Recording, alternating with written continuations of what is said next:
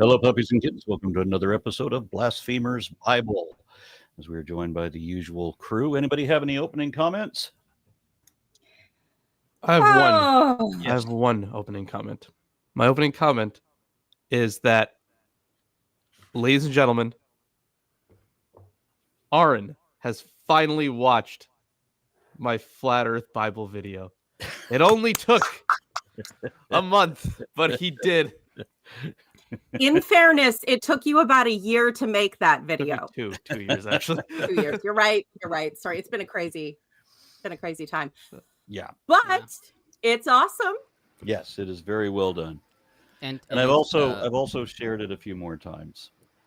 Good. Good. I'm curious to see like responses to that are not on YouTube. So if you share it with like some bozo creationist on a Facebook argument, I would really like to know if there has ever even been a response to a single thing that I said. I am currently working on another phylogeny video. Woo! Again, there will not be any address of the facts listed in that video by any creationist. They will only be obfuscations and distractions and red herrings. There might be some very, very simplified attempts to like, nuh-uh, because Bible says round here, circle, same thing, sphere. Well, I was talking about the video that I'm making on the evolution of metatheria, but They're not going to be any better on that one either. yeah. I'm expecting a little bit of bleating about kinds. And that's the funny thing about belief is these people know they can't argue the facts. Just not. And sometimes they'll even admit they don't care what the facts are. So that's relatively rare that they admit that. You know that that's the case whether they admit it or not. Yeah, it is unfortunately true whenever that there's so many people that would just straight up say, I don't really care what the facts are. I'm going to believe what I believe. Like it's genuinely depressing. Like why are you going to try to engage in a discussion about it if you don't care?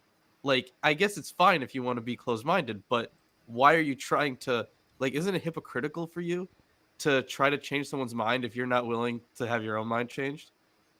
Yeah. Mm-hmm. Yeah. Yeah, I'm sure there's lots of people who don't care if something is true or not, but they're not the ones, arguing with people about it. Right, yeah, exactly. Like they're actually not invested. Every time we have this discussion, I remind you to stop treating religious belief as though it's something rational, because it's not. It's based in marrying fear to your core understanding of yourself, so you'll defend attached ideas instinctively without thought, and so you'll shy away from understanding any facts, which is a lot of them, that will contradict your belief, which limits every area of your life. By the way, if anybody Speaking of needs which- a Rottweiler pit bull mix, I've got 2 of them up for adoption. They're still quite young, a little bit puppies. Yeah. Both hit by a car at the same time. Brothers. Yeah. Speaking And of which, we got them taken care of by the vet, and now we're fostering them until we can get them a home. Okay, that's good that they got taken care of. Okay. Yeah. yeah. And I've got a couple of shorts about that on my channel if anybody wants to see them. All right, so who's reading today? We agreed I am taking the wheel again because this is the section.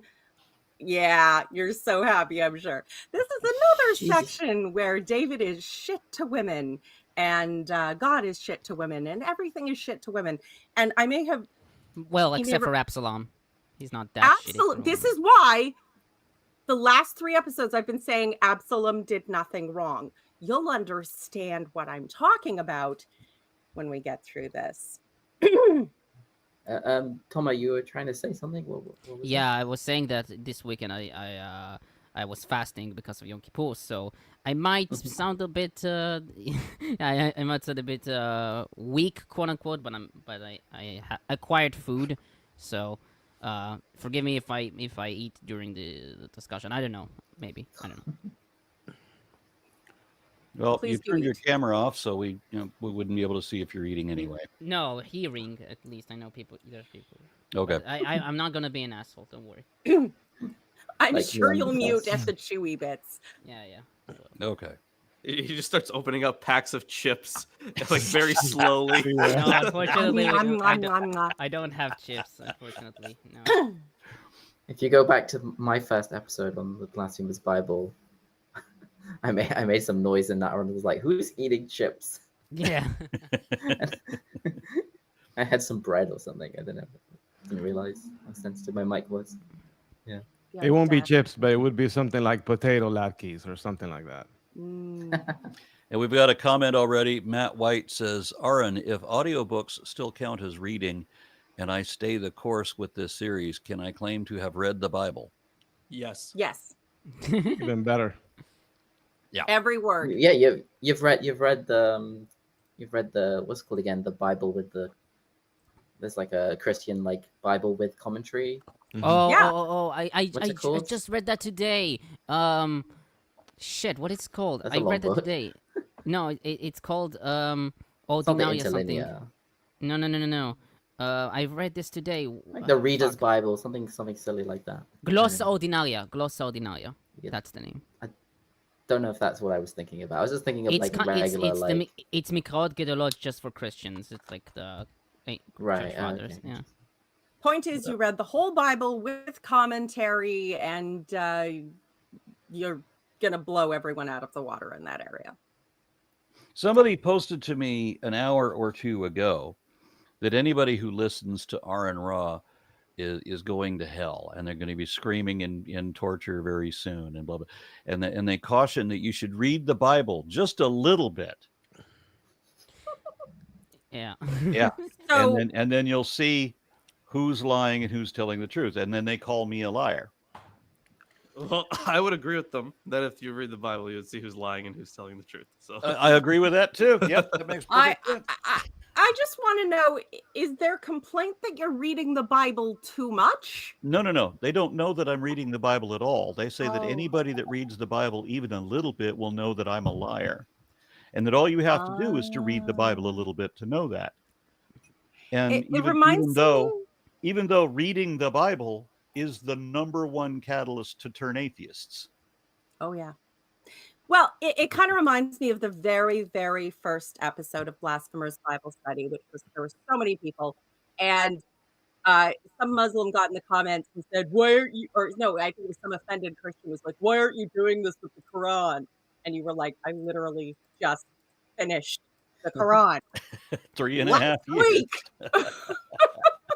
yeah, and it's because we always got that same thing. Like, I bet you wouldn't do this with the Quran, like, you know, insinuating that we're like afraid of Muslims or something. And since we started our Quran show, You're sucking not a up to them. peep, not a peep from that group. Arne, I have a question about Trump's Bible. Have you seen the latest on that? I saw a tweet a couple of days Apparently ago. there's a school I know it's the where they were like- KJV. No, so I know that. apparently, but the best thing is Trump outsourced it. It's printed in China, and the fact Of that course, people like don't everything know else he does this. when he puts America first. Yeah, but people don't know this because his they cat. put the sticker "Made in China" on the inside, which is a thing Christians rarely look at, according to the guy who tweeted it. I thought that was brilliant. Oh, Yeah. God, that's very true. What I like about the Donald Trump Bible is that it also has the Bill of Rights in it, or excuse me, it has our collection of rights, but it doesn't have all of them.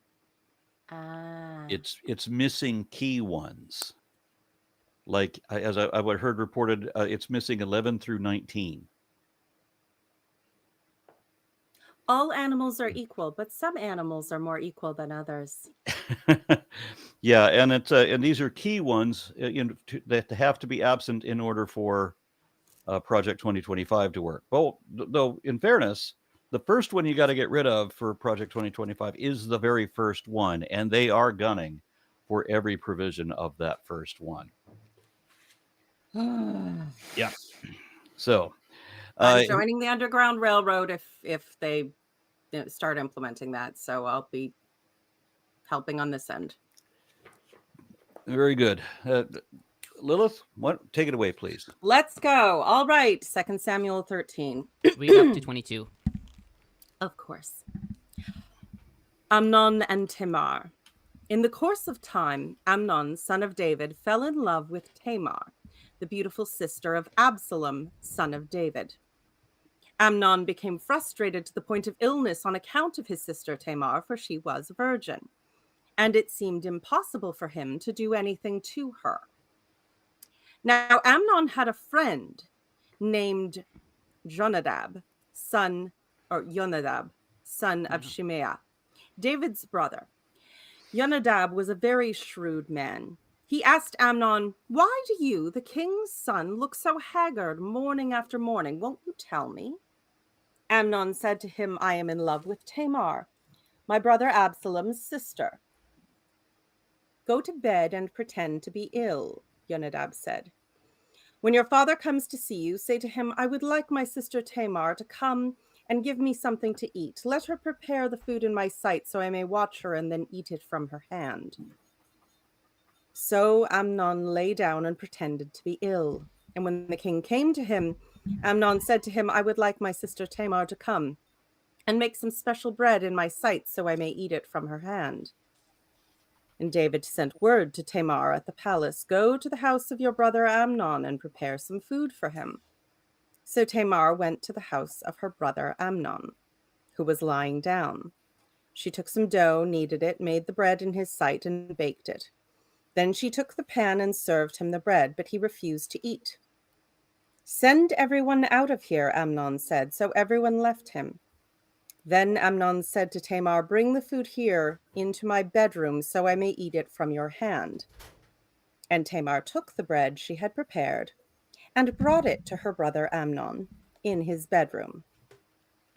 But when she took it to him, he grabbed her and said, "Come to bed with me, my sister." "Don't, my brother," she said to him. "Don't force me. Such a thing should not be done in Israel. Don't do this wicked thing. What about me? Where could I get rid of my disgrace? And what about you? You would be like one of the wicked fools in Israel. Please speak to the king. He will not keep me from being married to you." But he refused to listen to her, and since he was stronger than she, he raped her. Then Amnon hated her with intense hatred. In fact, he hated her more than he had loved her. And Amnon said to her, "Get up and get out." "No," she said to him, "sending me away would be a greater wrong than that which you have already done to me." But he refused to listen to her. He called his personal servant and said, "Get this woman out of here and bolt the door after her." So his servant put her out and bolted the door after her. She was wearing a richly ornamented robe, for this was the kind of garment the virgin daughters of the king wore. And Tamar put ashes on her head and tore the ornamental robe she was wearing. She put her hand on her head and went away weeping aloud as she went. Her brother Absalom said to her, "Has that Amnon your brother been with you?" "Be quiet now, my sister. He is your brother. Don't take this thing to heart." And Tamar lived in her brother Absalom's house, a desolate woman. And when King David heard all this, he was furious. Absalom never said a word to Amnon, either good or bad. He hated Amnon because he had disgraced his sister Tamar. The word of the Lord. Which translation do you use? This one's NIV. I've got a couple, but Got a couple more comments. Matt White says, "Aaron, I'd like to promote Hemant, the friendly atheist meta coverage of the Trump Bible saga." ooh, Okay. Yep. And Chris Sagas says, "Are Aaron and the panel aware of the presentation of Mary? I read she was given to a temple when she was 3 years old with the intention to give birth to the Son of God. Any thoughts?" Presentation of Mary. I know. Apparently, it's a liturgical feast. there's that's part of the non-canonical sort of additional stuff. I thought that was her mother, Anne. So I'm not sure it's- about the presentation of Mary, but in the Gospel of Mary, her mother and father sent her Mary to a temple for like her entire childhood. Mm. I think it's based on the Proto-Evangelion of James. Oh which is, yeah, like, that's the around one. That's the one that has 200 it. Yes, the infancy Gospel of James. Yeah, that's the one. Yeah, Right. It's yeah, the it's Gospel of it's Mary it's is something else. That's my bad. it's part of the bonus works, yeah, like the one where Jesus as a baby traveling to Egypt heals a bunch of people with his washed diapers, and when Paul's head is cut off, it spurts milk from the neck instead of blood, and bounces 3 times and causes springs to appear that were already sacred long before his life to other gods. So it's a little yeah. It's a midrash. I mean, There yeah, you all go. these I like the word that Simone used for it, parabiblical. Yeah, these parabiblical works are mostly midrash. They're Yeah. yeah. It's under a Early lot. Yeah, fan 'cause fiction. there's not much said in the New Testament about this. No, like Right. nothing. Like basically nothing. I think where these That's texts, just by the Immaculate Conception, right? So I was gonna Right. say, like, I bet like some of that has to do with the fact that somebody started thinking, like, wait a minute, if we're gonna say that Jesus was born free from sin, that means there was nothing in Mary, no original sin, right, because that's something if they else we're got the making flesh up. from Mary, yeah. Mhm. So it would have to be sinless. So they came up What with is this doctrine of Jesus? the Immaculate Conception, and these were one of the earliest ways to deal with it. Just say like Mary was born perfect, and then like basically stored away until she gave birth to Jesus. What's Yeah, Jesus got to do with it's anything? Nothing. I oh, mean, But we the mentioned rape, and somehow Jesus. People like, oh yeah, Jesus. I Okay. don't know it's a comments. question from Yeah. the comments. Yeah, I But know. yeah, the rape of Tamar is and yet I find I take it as additional proof that in addition to being a genocidal warmongering rapist, he was also a shit father. It's important to remember that David had no redeeming qualities except his ability to kill a lot of people. I mean, you can also look at this as sort of like, his free will being pushed aside. Like God is like punishing him through his children, and so in a sense, like By making his just like son a rapist and making him not do anything about it except pout. yeah. So you can either God's the arsehole or David is. Like you get to pick.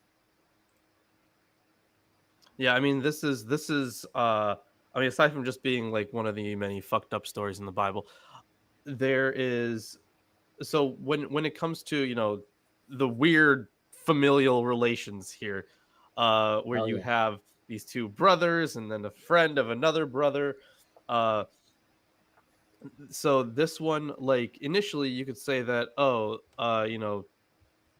Tamar is Amnon's half sister, but then I think like near the end of this story, Absalom said to her, "Yeah, has Amnon your brother been with you?" So the designations here are kind of Yeah, I weird. think half brother makes the most sense that they're all David's children, but Absalom and Tamar are from one wife. David And does have at Amnon is least 4 wives at this period in time. Sure, yeah, Yeah. absolutely. Like I totally get that how they're like half siblings, right? But I'm just saying like the designation initially of Tamar being identified as Absalom's sister, and then Absalom saying to her, Amnon, your brother. So yes, like both could work. I'm saying that it's ambiguous, at least through the English. Maybe it's clearer in the Hebrew. I don't know, but I'm not sure how that works. But it is ambiguous in the English because like, are we just gonna take that first verse, or are we gonna take this?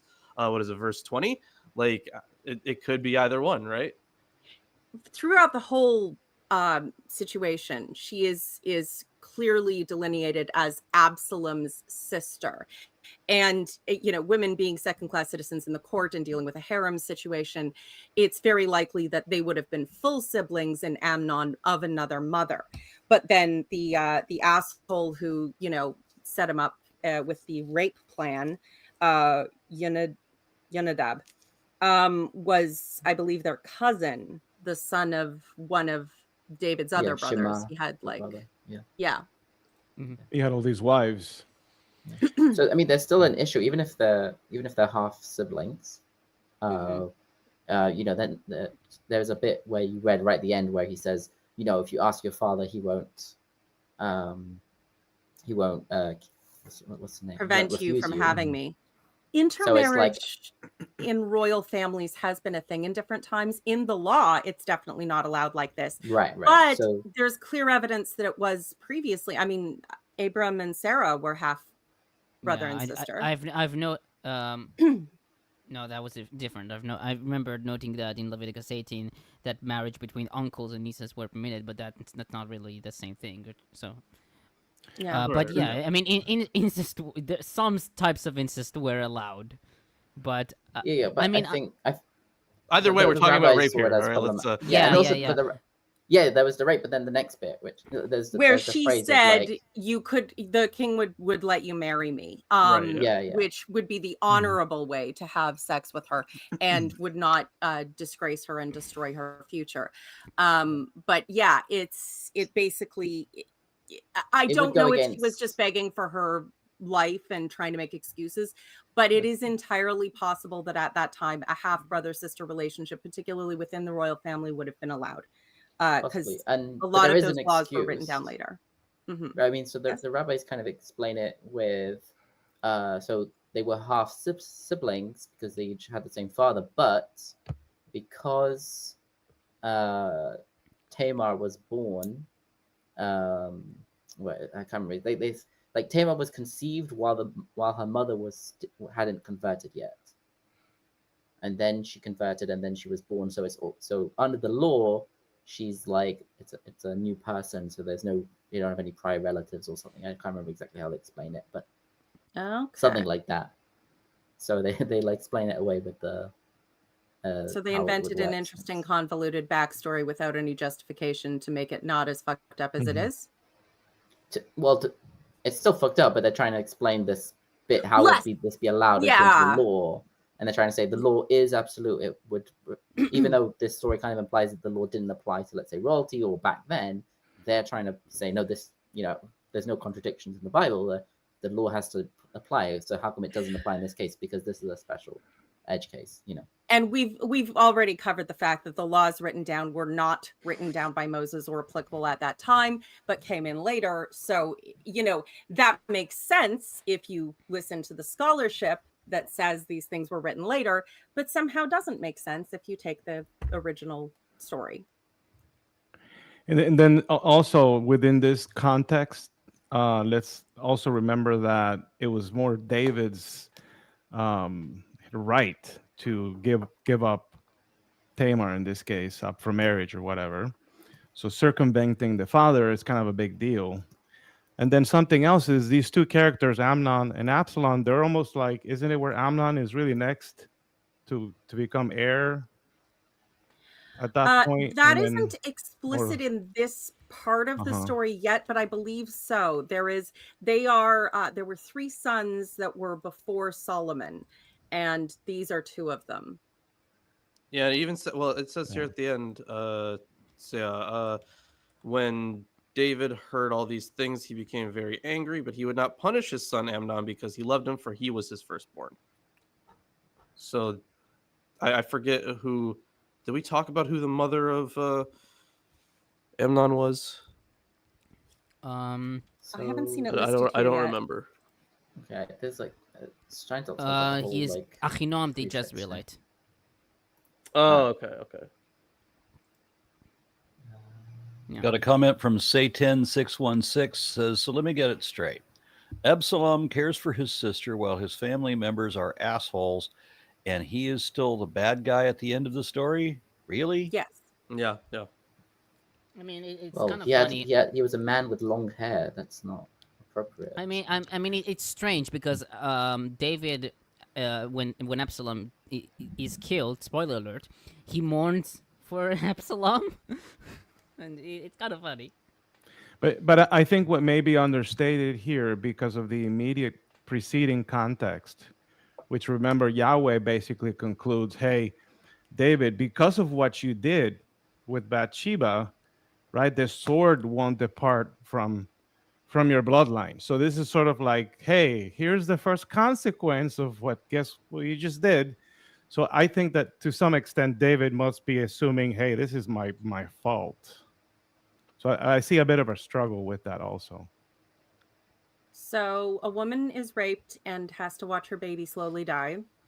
And to pay David back for that, another woman is raped. To start. Yeah, because fucking up the such a family cunt. line is the the worst thing you could possibly do to someone, Yeah. especially a king. And I should know this. I think it's a bit unrelated, but it's still a bit funny in my opinion. So the name, the Israeli name, the Hebrew name for the garden pansy, a type of flower, is Amnon v'Tamar. Amnon and Tamar. Wow. Yeah. Yeah, I mean it's because of it's based on Russian, which is called Ivan de Maria, and which later Charles Chernyakhovsky later translated it to Amnon and Tamar, something like that. Yeah, it's like ladybirds or ladybugs in America. I think in Hebrew are called like Moses' cow or something like that. Parat Moshe Rabbeinu. Yeah. The cow. But I think that's probably like a translation of like other European languages, because I think they're called like Mary's cow or something like that. Lawrence, does that make sense in Russian? I'm not even entirely sure what he said. I said a ladybird. Oh, in Russian. Okay. Well, No, I in know Hebrew, because Parat Moshe Tomer said something about the Russian, but I didn't quite catch. Yeah, maybe the easier if Russian I name read for it or pansy is Ivan de Maria, something like that. Okay, I'd have to see the word to know, but okay. Ivan At least that's what I know. Okay, Yeah, yes. Okay. It's about it's another folk tale. I won't get into this, so I'll start the commentary, I guess. Okay, so I'll start on verse 1. Bar-Efrat comments, in this verse, the participating characters are introduced, and we are giving several details about them that are essential to understand the story. Their familiar relations, Tamar's outer appearance, for which she is being infatuated, and Amnon's feelings towards her. Absalom is mentioned first, even though he is yet to fulfill an important role in this story, and he becomes a main character in the following stories. This proves that the Amnon and Tamar narrative are not related to the previous event, i.e. the Bathsheba and Uriah event, but to the events after it. While Absalom and Amnon are said to be David's sons, Tamar is presented as Absalom's sister, also verses 4, 20, 22, and 32, hinting that she and Absalom are from the same mother, Ma'acha, daughter of Talmai, king of Geshur, according to 3:3, though later in the story Tamar is also called Amnon's sister. Absalom, not David, will be the one who avenges Tamar's revenge. Compare That's Genesis what I'm 34:25. saying. Yeah. Absalom was a real one. Yeah. On verse 2, he made himself ill. In Hebrew, lehitchalot. Kimchi comments, until he looked sick from how much he desired her. McCarter notes that the motif of a man expressing his lovesickness in the absence of his sister, quote-unquote, i.e. his lover, was common in Egyptian love poetry. This had led several scholars, like Kaspari and Conroy, to see the original audience of the story here that may have known, quote, the poetic melody of lovesickness in its Egyptian expression, end quote. I mean, just to be clear, this lovesick thing, I mean, that was not just in Egypt. That was everywhere. Eventually, like, the Greeks would get a hold of it, and they'd go crazy with it. In fact, I'm reading the story that we're reading for a Greek course is called, well, it has a different Greek name, but in English it's usually called Abrachames and Anthea. And it's basically served as like a a prototype of those bad romance novels that you see in like at the checkout counter or something like that. Like it's the one with the man with his shirt ripped open and his Yep. pecs and yeah. Yep. So they would I mean, yeah, they get lovesick, you know, they just can't stand not being around each other, and it's all because of a curse from Eros. But it's still it's crazy. Everyone's falling in love with them, and everyone is like there are phrases that show like in this love, like when they're away from each other, they're almost like deteriorating. They start getting like sickly, and like their bones start getting weak. Like it's like it's really ramped up to 11. But So soul it's bond everywhere. trope, the Midsummer Night's Dream kind of vibe, or Never seen it. It's a bad case of the blue balls. Shakespeare. I'm No, I know it's civilized Shakespeare. this. I just haven't seen it. You never studied I refused to. dishonor. Dishonor on your bookshelf. Okay. Shakespeare's overrated. Even Okay. if you think that, you should still be literate. Yeah. Sorry, I can't read. On verse 2, she was a virgin. The phrase can be taken as explaining why Amnon desired her, according to Kimchi, or for why Amnon couldn't do anything to her, quote-unquote, since virgins were modest and stayed in the house, according to Rashi, Ditrani, and Abravanel.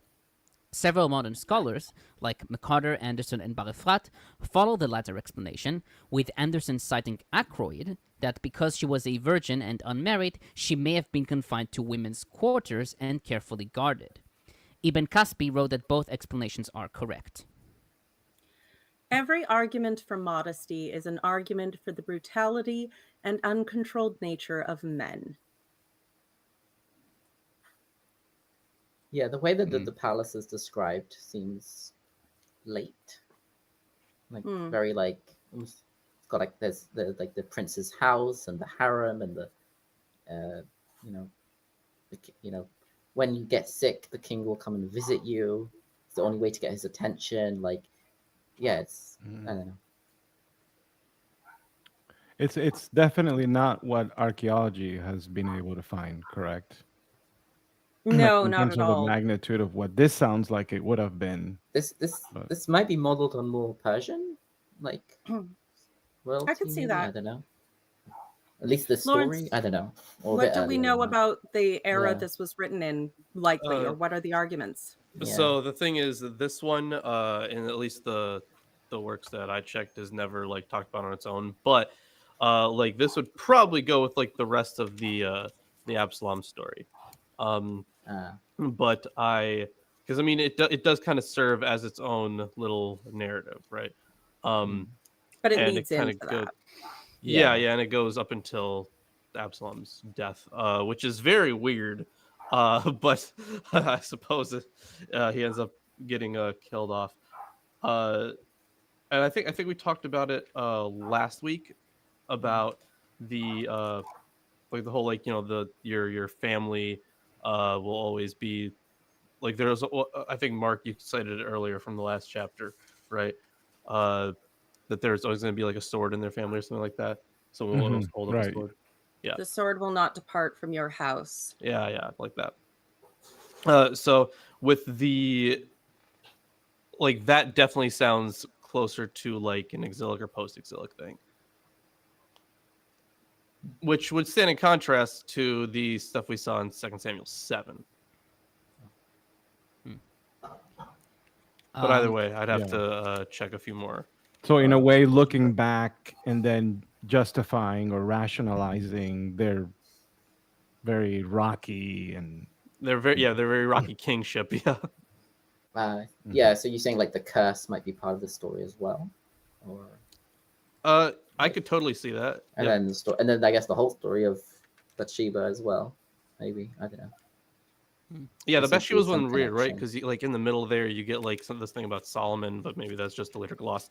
So I'm not entirely sure. Okay. Like that one is really weird. Aaron, I've seen a comment. Maybe I want to read it.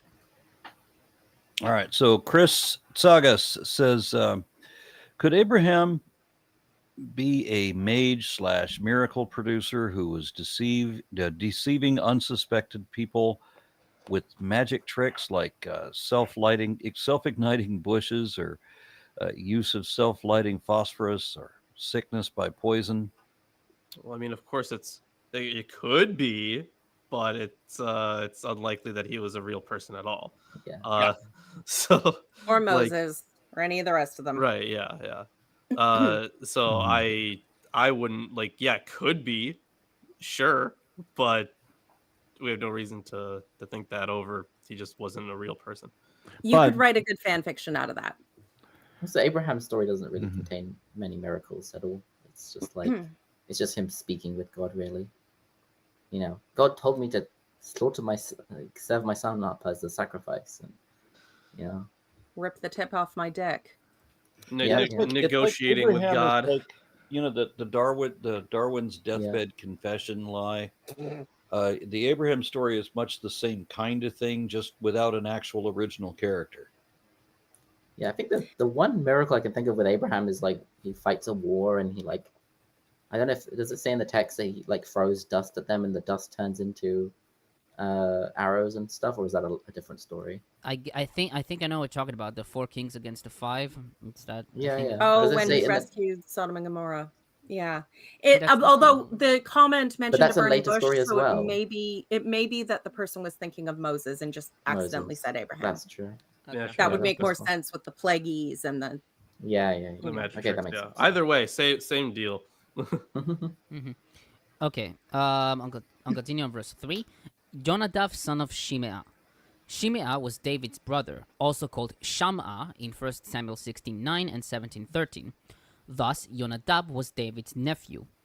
4Q Samuel A, the Lucianic recension, and Josephus in Antiquity 7:164 call him Jonathan or Jonathan, who was the son of Shimei, according to 2 Samuel 21:21. Anderson writes that it is plausible that Jonadab and Jonathan were brothers, hence the confusion. Oh, you think that Shema had another son called Jonathan? Yeah. That seems kind of, what's the word? Unlikely, because that was also the name of the, Saul's son, and doesn't seem to be a naming your kid after the crown prince, would that? I don't know. be It a seems like thing? I don't know. in the Bible, early stories in the Bible, like there's a lot of unique names. It's like there's not that many people that share names until later. No, I could just think be we a also. fictional thing. I think we'll also. Yeah. I think we'll also see like another Jonathan later on, so it's not implausible. Right. I'm just wondering if I don't know if naming after a living person was a practice that they did back then either. So I don't know. Possibly. Do we make anything out of the meaning of the name Tamar? It just means a Tamar, date tree, right? Yeah. I mean, it's kind of like Tomer, which is my name, which is like date. Yeah. So I heard something from a scholar this morning in preparation for today. Her name is Jacqueline Wayne Trubb. She's a professor of the Bible. She was talking about how that plant would grow roots like well beyond the tree or whatever and be invasive, and so it has that ability where it can choke other plants and stuff like that. And so maybe it's a literary hint like, hey, family division or something really bad's about to happen. Date palms are planted if you see like a date palm farm, they plant them in rows, but they're very far apart from each other. Right. Like larger than you would expect for their canopy size, I think. Yeah. So maybe it's something to do with the roots. Yeah. That's what she was Actually, talking about. Speaking of names and established names, if you recall Genesis 38, you have the story of Judah and Tamar, obviously a very different Tamar. Yeah. But a big part of the writing up the idea of David's line and heritage is that he's from Judah, the line of Judah, who was also the 4th son, but blah blah narrative stuff. Tamar was she had the only surviving children of Judah as far as we know, because his first three sons from his first wife two of them died. The younger one, I don't know what happened to him, but then she had Perez and Zerah, the twins, by basically because Judah was her father-in-law, tricking him into sex so that she wouldn't be abandoned and could have progeny. So yeah, it's interesting that name is repeated here, although obviously the stories are very different. I mean, they both have rape in them, so maybe it could just be like that they took the name from the earlier story. Or based on that idea of like dates not doing well with other date trees in the same area, maybe it's like an analogy to like causing strife between brothers and stuff. So like, with Judah like going off because he was upset with his brothers or whatever it was. I don't know. She was making a point that too with the date palm, that it could also kind of reinforce or provide support for other things to grow better. So it kind of could be either or, and so perhaps the authors are kind of making play off of that theme. So I think to destroy or to build. I think in rabbinical literature, like dates are seen as because they taste good, but they don't have a nice smell. They kind of represent a person who is what's the word? Who has good deeds, but is ugly. I can't remember. Like they the virtuous ugly person. Something like that, maybe. Like because there's this festival that's coming up in a couple of weeks, the Sukkot, the Feast of Huts. There's like a tradition of bringing 4 different species of plants together, and the date palm is one of them, like the green stick, the lulav, and so it's supposed to be like 4 different types of people. Like, so dates are, they taste but don't smell. Myrtle smells nice but doesn't have a good taste. The citrus fruit is both taste and smell, and then willow has neither. So it's like 4 types of people. So I think it's to do with being, as you say, virtuous and maybe it's like belief or studies. I don't remember. I mean, the stuff that people believe about that stuff now would be different than the origins, right? But I could totally see the part in Genesis being like a reference to this, right? Because, or not being a reference to, but like built off of this story, because you still have like a brother raping his brother's, like a brother's relative. Now it is different there, right? But I think what is it here? Yeah, there's a section here. Amon raped his half-sister Tamar. Intercourse with a man's sister or a half-sister was prohibited by biblical law, and it gives 2 citations: Leviticus 18:9 and Deuteronomy 27:22. Now it doesn't say it doesn't. This section doesn't link it up with the part in Genesis, but I could totally see that as being, or as this being a building block for that.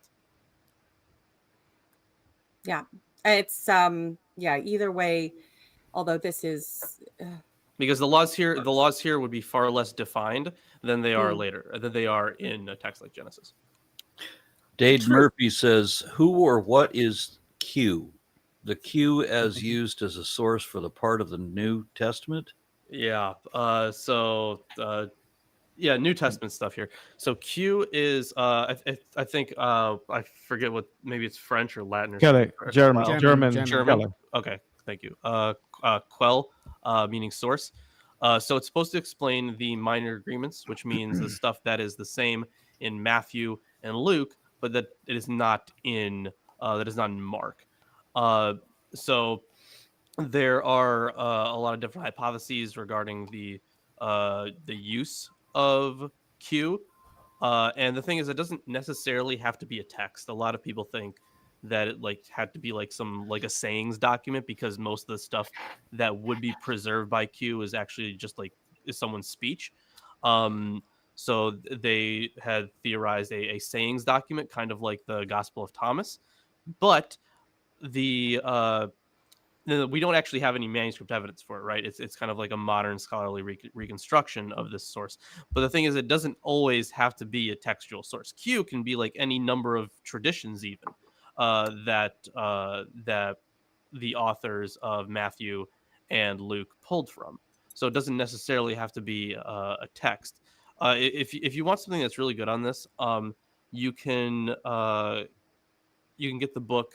What's it called? It's called The Synoptic Problem, 4 Views, and it gives the 4 major views for the synoptic problem, and it gives papers by people who accept those views. And then the second half of the work is actually a response from each of those authors to the other authors in the volume. So you actually have a very real dialogue going on between scholars about the synoptic problem. Is it true that Q is possibly not like a gospel, like a proto-gospel, but just like a collection of sayings or something? Yeah, that was one of the things. Yeah, that's what he said. Yeah. So like that is like and it's based on the idea that most of the stuff that would be shared are their sayings, like quotations from people. So that's what led people to think, okay, so maybe you had a sayings gospel like the Gospel of Thomas, but it was a different sayings gospel that they were pulling from. But yeah, there are different views on this right now. The idea that there's a Q is the most popular, but there are reconstructions that have Matthew using Mark and then Luke using both Mark and Matthew, and then there are others that you just get kind of crazy, and I think they're untenable. Like there's like the Matthew first guys. I'm sorry, that just doesn't track. But the thing is, they the try. Hebrew one. Matthew, the Yeah, Hebrew one, the right? Hebrew Matthew. Yeah. But they try. So I would recommend that book. Yeah, it's called The Synoptic Problem, 4 Views. So it comes from Kvela. Okay. Ultimately, it is a hypothetical source that is inferred based on attempts at reconstruction of source material, and it's not actually about this part of the Bible. So when is our illustrious leader returning? All right, well, I'm sure while he's not here right now, I'm sure he there's turned still into more a bearded commentary. dragon. So Yes, I'm here. Wait, what? Okay. on that same verse, on that same verse, advisor in Hebrew, re'ah. The word also denotes friend, as we see in the Septuagint, Vulgate, and Peshitta. Targum reads shoshvina, a technical term for the best man.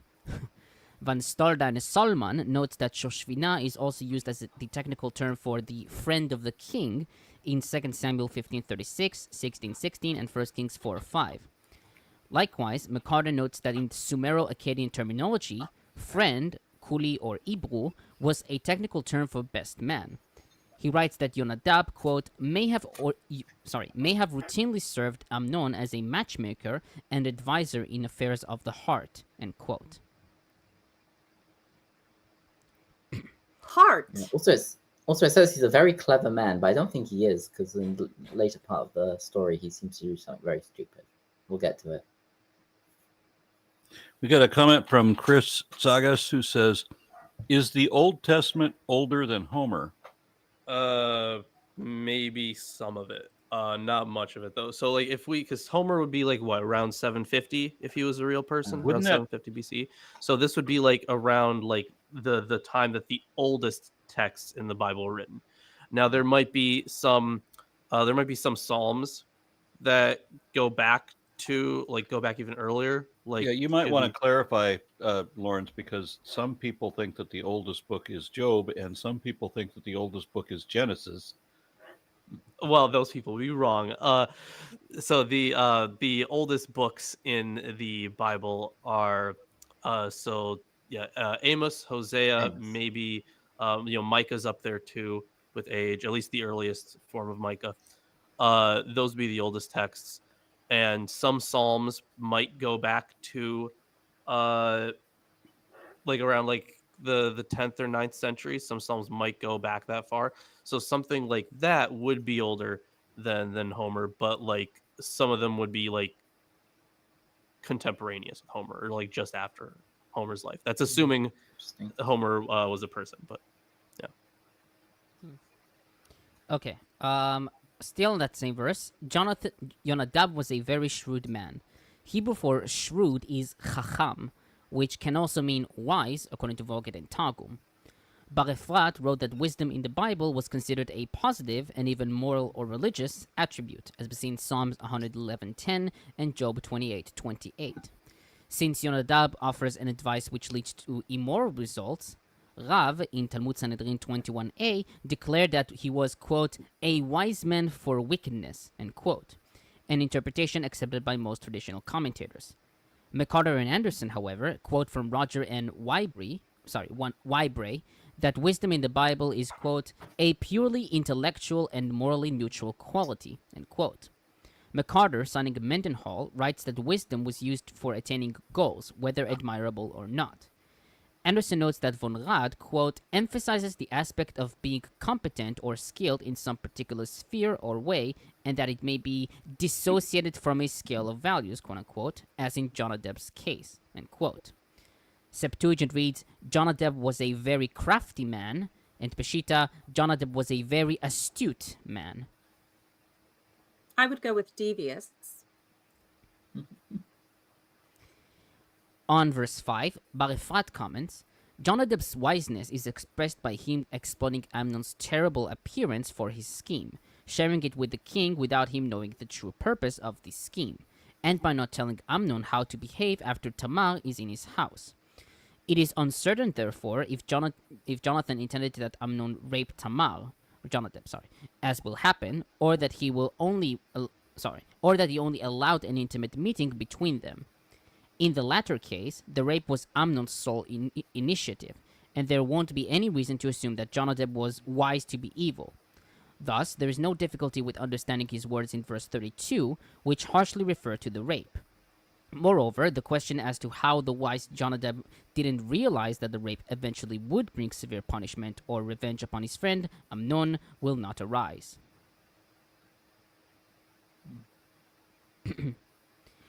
On verse 6, special bread, in Hebrew, levivot.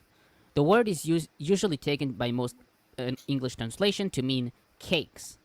McCarter, however, writes that since the dish was made from dough that was kneaded and boiled, as we see in verse 8, this must refer to some kind of dumplings or puddings. Targum reads chalitata, which Van Starda and Solman takes to be liquid food or food made of liquid batter. Thus, this stresses the severity of Amnon's illness by having him asked for boiled liquid food. Some have connected the word levivot with the word levav, or lev, which means heart, and hence the verb to hearten or to give strength, like Tsumura and Bar-Efrat. Thus, Herzberg renders heart-shaped cakes. Anderson writes that the verb may involve a polysemantic pun, meaning both to make dumplings as well as to arouse, as is in Song 4:9. He also writes, quote, the significance of Tamar's services is not clear, but it may have been believed that food prepared by a virgin in the presence of the sick man might have a special curative quality. Ackroyd suggests a possibility, transference of vitality. Wow. Transference of vitality. That's classic. So Alter notes on this that in the Song of Songs, the same verb is associated with the idea of sexual arousal. Yeah. On verse 11. Did you say the way to a man's heart is through his stomach? So. Yeah, I suppose one could say that. Yeah. Only men with souls. Okay, on verse 11, come to bed with me, my sister. In Hebrew, boi shichvi imi achoti. All of these words end with the sound e, or yi. Bar-Efrat notes that the first two words, boi, come, and shichvi, lie, refer to Tamar, second person feminine, and the last words Ami, with me, and Achoti, my sister, refers to Amnon in first person. And so the sound Yi connects between them in corresponding with Amnon's ambitions. He writes, quote, such a connection between words, implying a connection between the people or things denoted by these words, is a primary function of a repeating sound like a rhyme. On verse 12, don't do this wicked thing. Hebrew for wicked thing is nevala. The word is generally rendered as wickedness, outrageousness, or foolishness, as we see in Septuagint and Vulgate, though the last reading is taken to be inadequate and misleading by modern scholars. McCarter quotes from Phillips that nevela is, quote, a general expression for serious, disorderly, and unruly action, resulting in the breakup of an existing relationship, whether between tribes, within the family, in a business arrangement, in marriage, or with God. It indicates the end of an existing order consequent upon breach of rules which maintain that order, end quote. Thus, nevala is, quote, a violation of the sacred taboos that define, hedge, and protect the structure of society, end quote. Anderson, however, writes that this reading may take too much for granted in this passage. I mean, it does mess up their family structure. Yeah, it's interesting that she says that thing about like such things are not done in Israel. Is that just like, oh yeah, that, you know, those pagans, they would do such a thing, or like, or I don't know, it's allowed in the royal family, or some, you know, a prince has absolute rights, but not in Israel. It's different, or I don't know exactly what she's implying there, but it could be any number of things. But all our enemies are rapists is kind of a traditional religious perspective. Yeah. I mean, the text does mention that she was a virgin.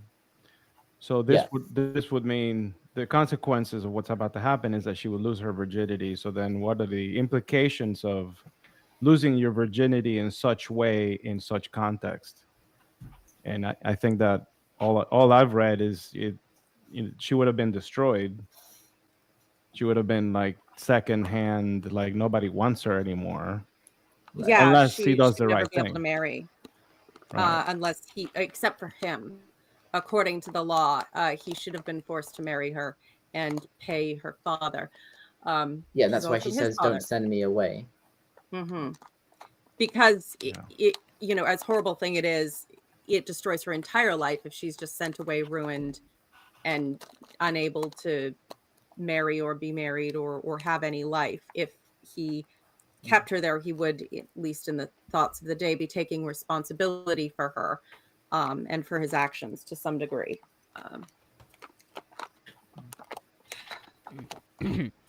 Okay, on verse 13, please speak to the king, he will not keep me from being married to you.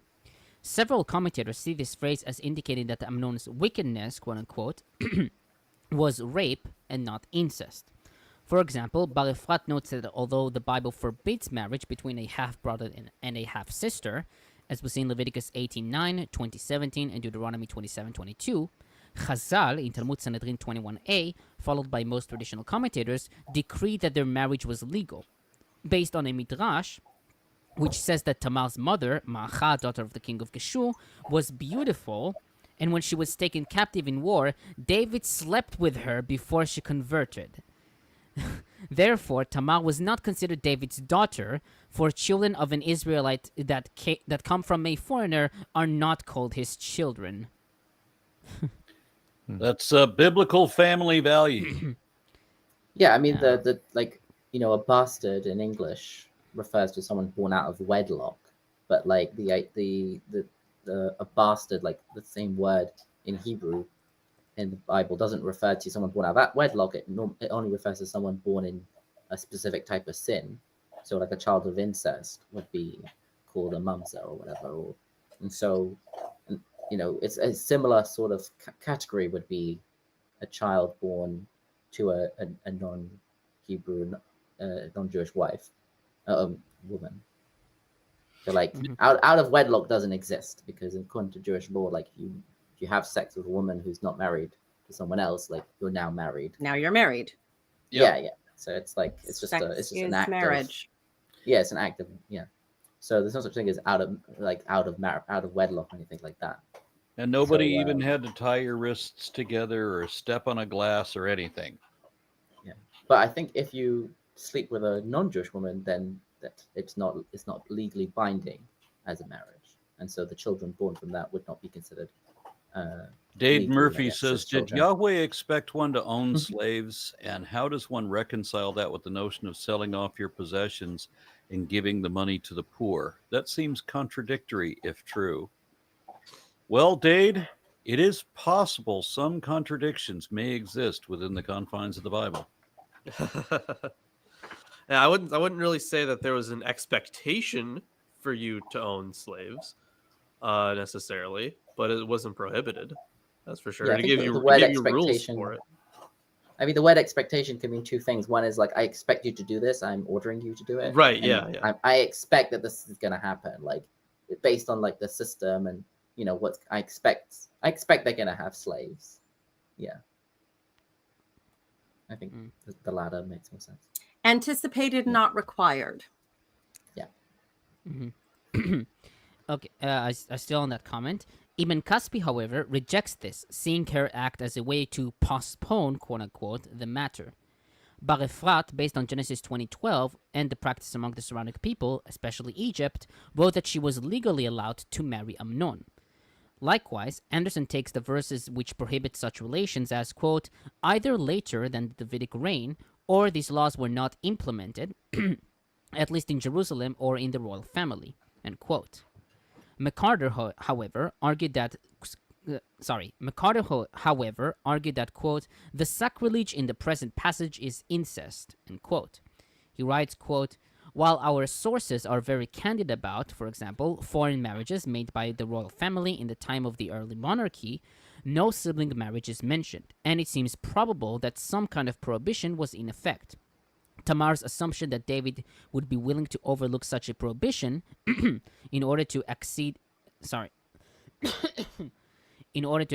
Aminon's request is consistent with that we know of David's attitude elsewhere in verse 21, end quote. He notes that according to Deuteronomy 22:28, quote, a man who raped an unbetrothed woman was not punished but required only to marry her, end quote. He therefore concludes that Amnon's crime is both rape and incest.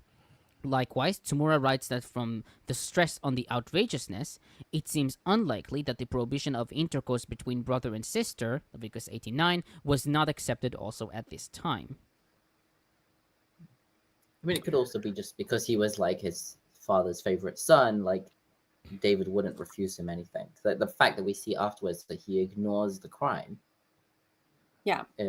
lays evidence to the idea that maybe, if he had asked her, like, oh, I must marry my sister, he would have been like, okay, He might have gone for it. He certainly wouldn't be the first king to do so. And even if there wasn't an explicit law yet at this time, it is typical that there's at least a partial taboo.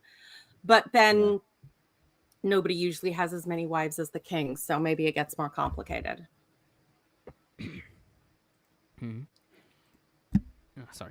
Okay, on verse 15, Amnon hated her with intense hatred. Several commentators see in this phrase as illustrating, quote, a psychological transformation of love into hatred, end quote, according to Anderson, or, quote, an archetypal example of blame the victim mentality, end quote, according to Tsumura. McCarter cites Tacitus in Agricola 42:15, quote, it is human nature to hate those whom you have injured, end quote. And Max Beerbaum, Zuleika Dobson, chapter 13, quote, of all the objects of hatred, a woman once loved is the most hateful, end quote. I liked how we quoted that. Chazal, however, in Talmud Sanhedrin 21a, wrote that Amnon hated Tamar because when he raped her, oh God, Tamar tied her pubic hair around his penis and caused him to be, quote, one whose penis has been severed, end quote. Hebrew karot shifcha or shofcha. Where does this guy come up with this? What? Are there secret runes the rest of us can't read that are written around the text that only he can see? It's not he, it's them, plural. Look, if If Tamar cut off his junk, good for her.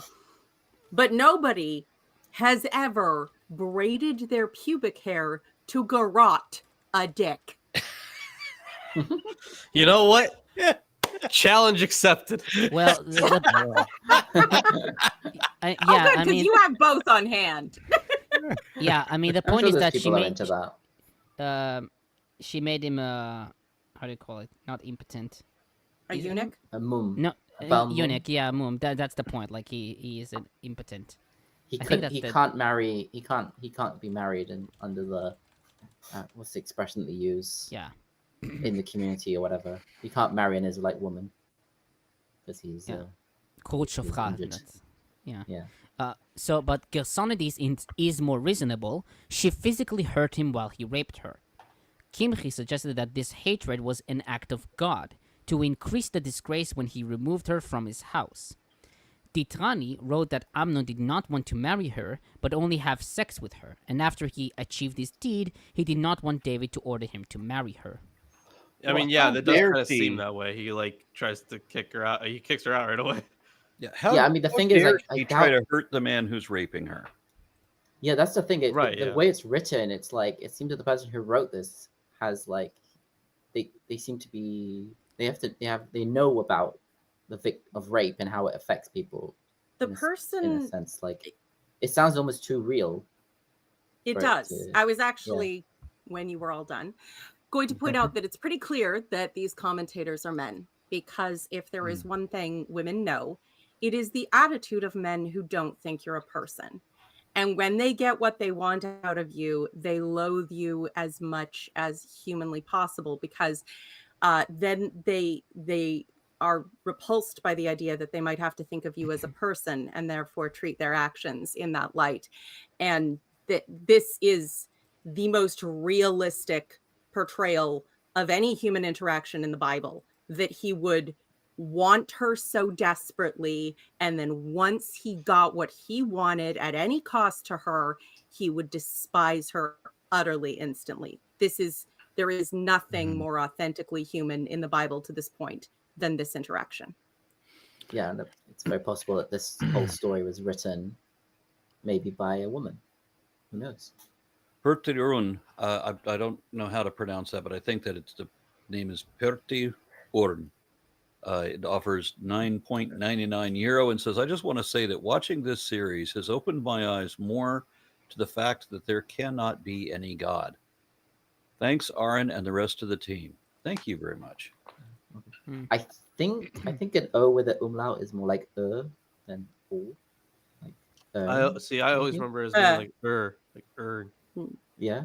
I could be It wrong might though. depend I'm just where. remembering stuff from like high school German. So. Yeah, I think there's multiple languages that use umlauts, so it depends on the language probably. But I think in German it's more like a It's more of Yeah. it's an open O, slightly draw, not as finished, kind of a, that's a bit of an exaggeration to the U side, but Okay. Okay. On verse 16, there is no cause. This evil is sending me away is greater than the other that thou didst unto me. I'm reading the KJV. Yeah. Several commentators see the Masoretic text reading as textually corrupt, with Driver calling it untranslatable and McCarter unintelligible. The Lucianic recension reads, Don't, brother, because greater is the latter evil than the former that she did me, sending me away. End quote. This reading is favored by McCarter, but Tsumura writes that the Masoretic text reading is an example of aposiopesis, i.e., the sentence stopped before the main clause begins. Bar-Efrat writes that this is based on Deuteronomy 22, verses 28 and 29. He writes that this law intends not just to punish the rapist, but also preserves the economic, social, and familial status of the woman, so that she may not be a forlorn, in Hebrew, shomema, shomema in verse 20. Thus, Amnon ignores Tamar's situation in the present and the future. On verse 19, Tamar acts like a mourner, putting dust on her head, seen 1 Samuel 4:12, covering her head with the tunic and her hands in 2 Samuel 15:30, Jeremiah 2:37, and Esther 6:12. McCarter notes Ehrlich's opinion that by tearing her tunic, Tamar marks her lost virginity. He writes, however, that this gesture can be explained sufficiently as an expression of grief. He also notes that in the Egyptian story of two brothers, the grieving elder brother goes, quote, to his house with his hand laid upon his head and smeared with dust, end quote. Absolutely. These are all well-known actions of mourning, whether for a death or sometimes in the case of like a blasphemy, but a huge loss. And There's one more perspective I read on that, and that was particularly about her laying her hand on her head. The scholar here says that in reliefs and tomb paintings, it appears to symbolize captivity. it could symbolize captivity. It could symbolize shame, grief. If you notice, if you put your hand on your head at the front where it's very natural to do so, you cover your face and also downturn your head naturally with that action, which, the urge to hide when weeping, it's all very apropos, if you will. Yeah, it feels like a protective sort of like. Like you're curled up on the ground inside, but you have to walk somewhere anyway. I think you know that very famous statue of Lucifer that like the brother made a statue, and then the priest was like, "This is too sexy," and then he asked the brother to make a new one, which was even sexier. And I mean, it covered more of the skin, but like it was like more intensive. But like the second one has like Lucifer's like has his hand in his head kind of like this. Oh yeah, with the sexy side eye and the curls. Yeah, something like that. Yeah. So it's supposed to be like, don't like protecting himself, and his legs are more like, like curled in. Yeah. Sorry. Yeah, sorry, I was eating. Okay, on verse 20, I'm hungry. I know, that's just funny that you take advantage of. You're like, oh, we start talking. He's like, okay, I'm gonna have a snack. They're gonna be talking for like an extra 10 minutes. Like, yeah, that's exactly it. Okay, on verse 20, Anderson comments, the rhetorical question involves a euphemism. See Genesis 39:10. Absalom apparently had no difficulty in guessing the nature of and cause of Tamar's distress. This may well point to an existing hostility between the two half-brothers. Absalom's advice to Tamar seems rather inadequate. There may be a tone of tenderness, quote-unquote, according to Conroy, but in view of Tamar's experience, the consolation sounds somewhat shallow. However, Absalom's words would appear in a different light if Tamar had rightly guessed that their brother intended revenge in due course. Verse 32. It seems that Absalom had evaluated the situation quite realistically. Amnon was Tamar's half-brother, and therefore the whole incident was the concern of the family, quote-unquote, i.e. David as its head. Consequently, he may have been fully aware that little could be done to Amnon, see Exodus 22, verses 16 and 17, even if David were prepared to act. The existing law and custom did not take into consideration the injured family pride and honor. So, Absalom must have come to the conclusion that he had no real option but to take the law into his own hands, following the example of Simeon and Levi in Genesis 34, verses 30 and 31. And good for him. Did you mention that in the Hebrew it says Aminon? Aminon, yeah. Yeah, Aminon, sorry. Yeah, I was thinking it's more of like a variant of the reading. Like, didn't think it was that important. Wait, so it says like so that's like the word for the, right? Ha.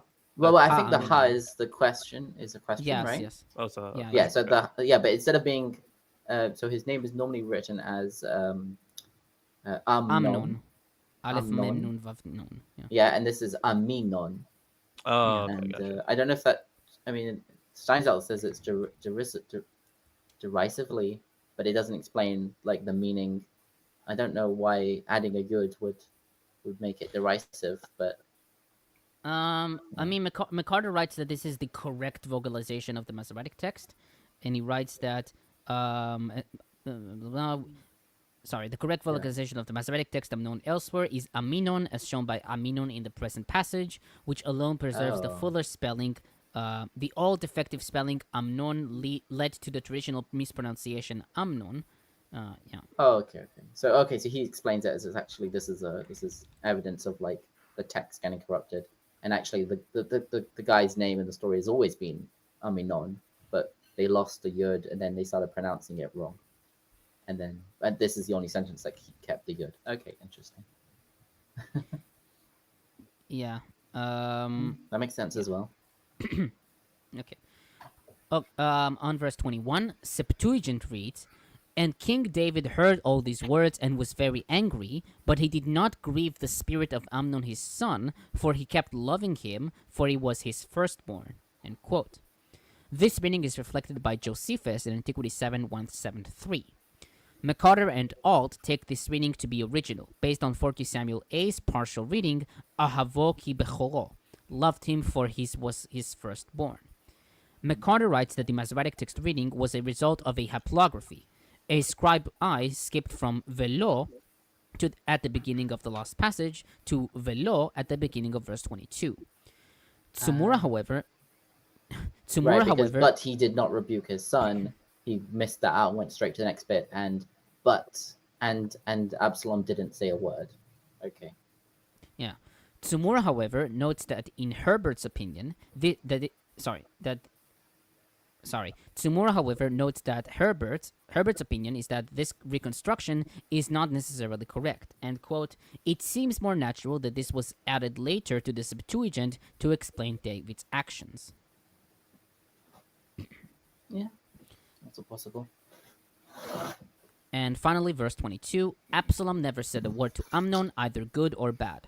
The phrase either good or bad is reminiscent to that of Genesis 31:24, where God tells Laban in a dream not to say anything to Jacob, neither good nor bad. Later, in verse 29, Laban is refrained from any vindicative action. Thus, McCarter notes Hofteizer's opinion that the expression neither good nor bad refers not simply to silence, but to restrain from hostile action. Likewise, Anderson notes Fockelman's reading that Absalom did not treat Amnon in a hostile way, quote unquote.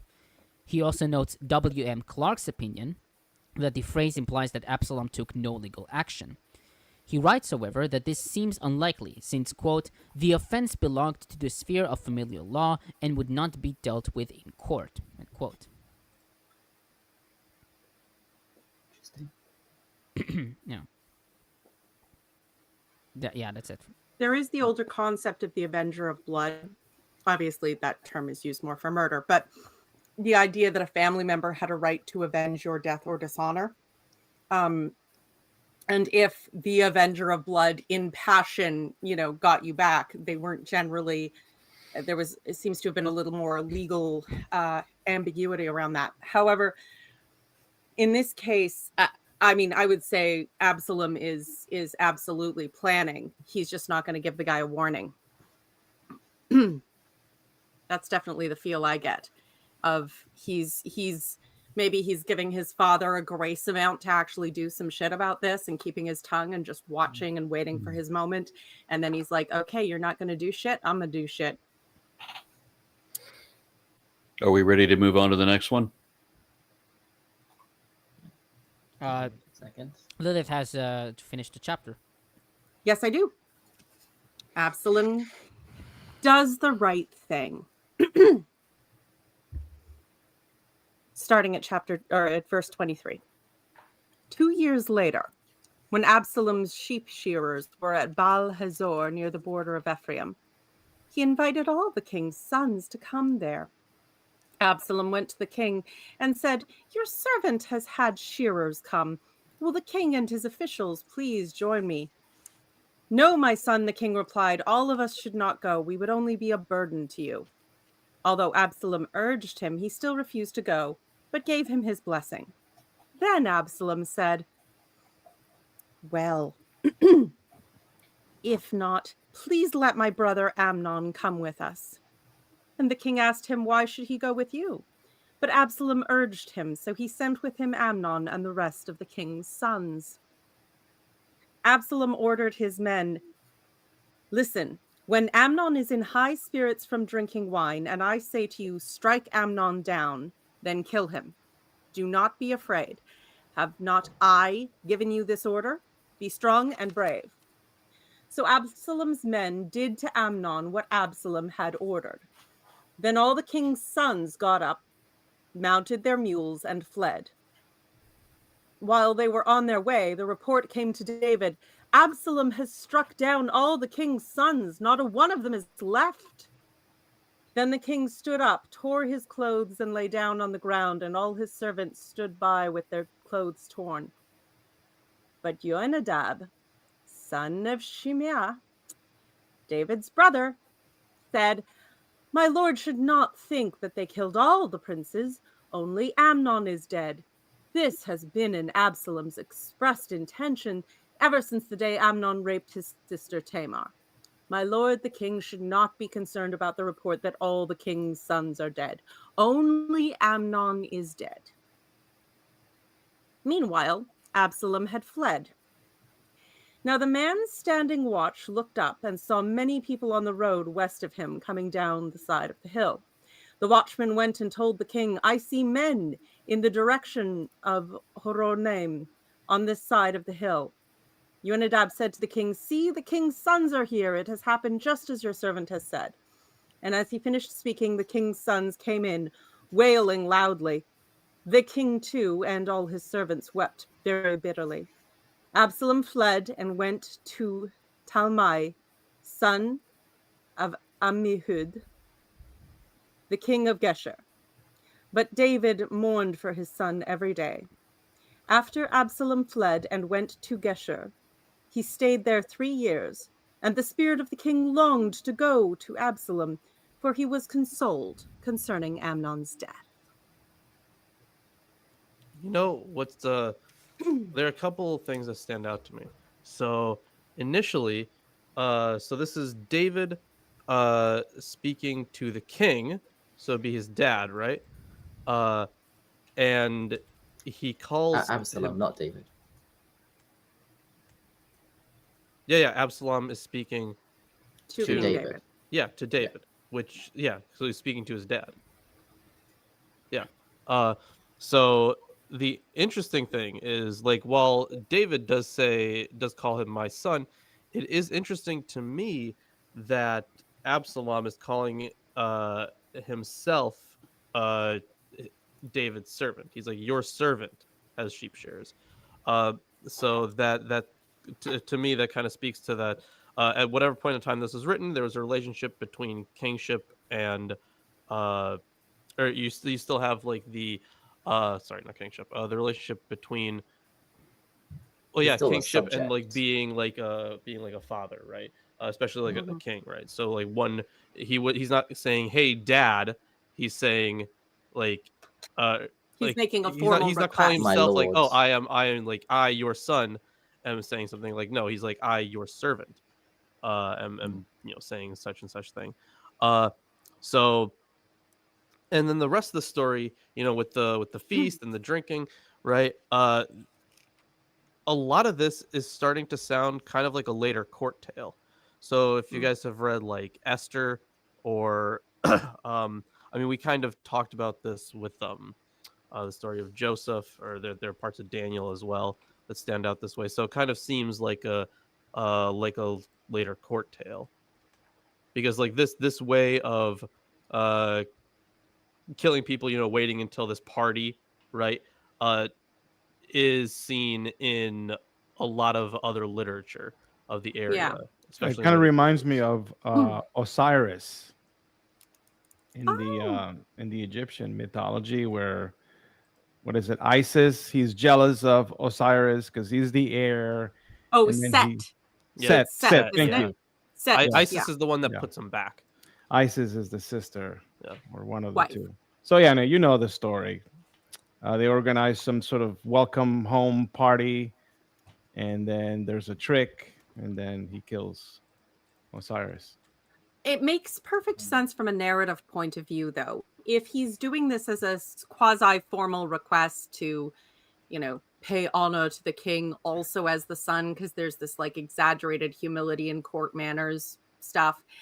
That makes perfect sense if he knows, being a son, knows enough about the court to time his request so that the king couldn't go himself.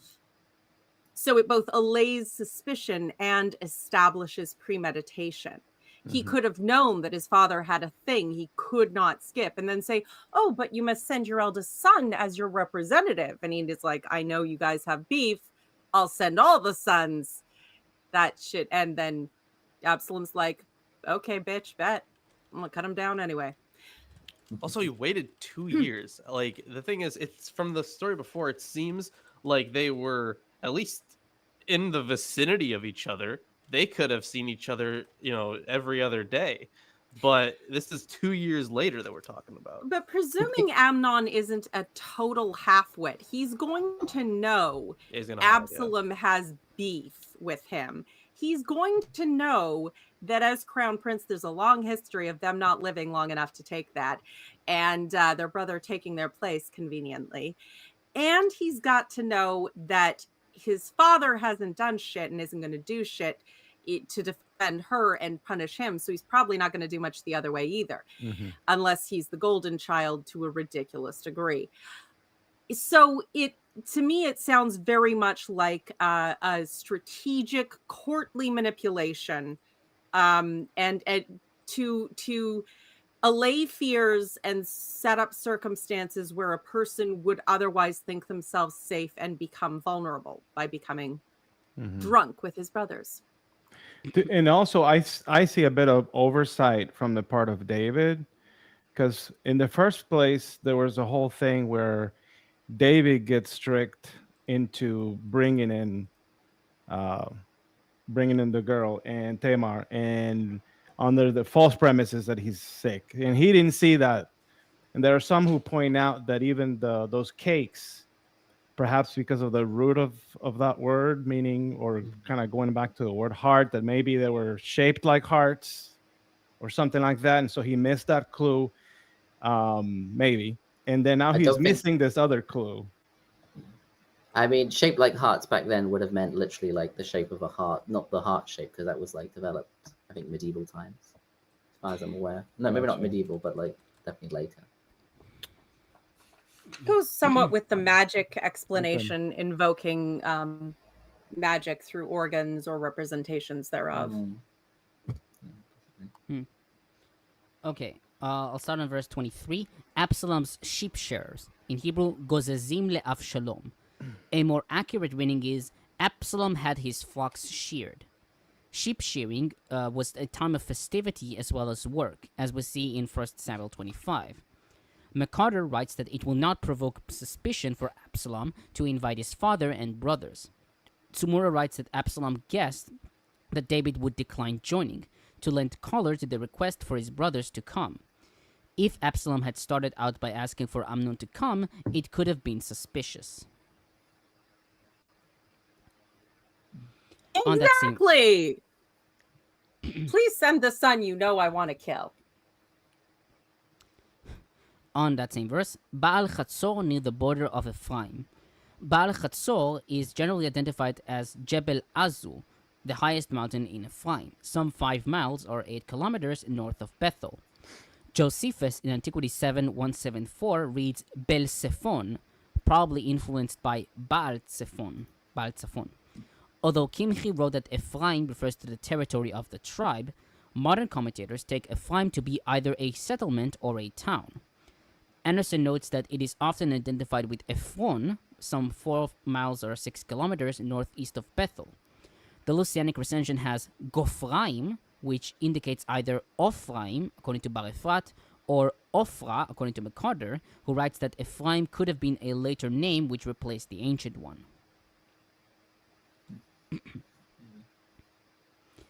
On verses 24 through 27, Anderson comments, "It seems unlikely that at this stage Absalom planned to kill David as well, and that it was for this reason that he was invited to the feast. It is more plausible to assume that Absalom's invitation to David and his servants may have been part of Absalom's clever scheme to get Amnon away from Jerusalem without arousing too many suspicions. He also had to choose a location for his vengeful act. which would provide him with an escape route. On verse 29, mules. Tsumura writes that the mule seems to have been the riding animal of royalty in David's time. Absalom even rides one into battle in 18:9. He notes that while Leviticus 19:19 forbids breeding two different kinds, quote-unquote, of animals, it is possible that these were imported. On verses 30... Or it's a later tradition, right? Probably at least temple times. Levitical tradition of like not mixing different kinds and stuff like that. And mules might have been something that was part of the local, agriculture. Yeah, but again, they could have been imported as well. Yeah.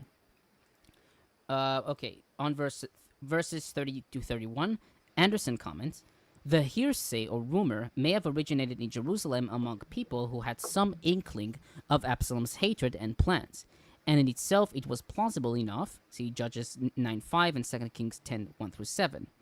However, there's no reason to assume that Absalom had actually planned a coup d'etat. At least David's immediate reaction was grief, not fear. Yeah, I mean, it could also just be, the princes get on their mules and start fleeing. They might not exactly be the best navigators by themselves, and a soldier on a horseback might have got back to the capital much quicker than princes on mules, I guess. Especially if they feared that they were running for their lives and had to throw off pursuit, real or imagined. Right. And also being all panicked, as you say, probably not the most sensible moment of their lives. And if they went in all directions and then it says at the end that they all came back together, maybe they had to regroup or whatever. So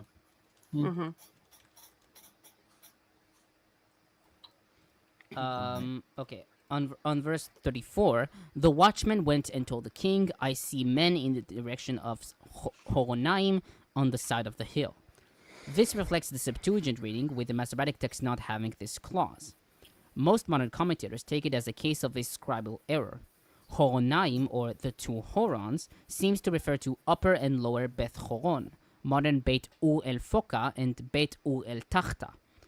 Anderson notes Herzberg's reading of Bachurim instead of Horonaim, or Horonaim, since the Horonaim road cannot be seen from the southeast hill of Jerusalem.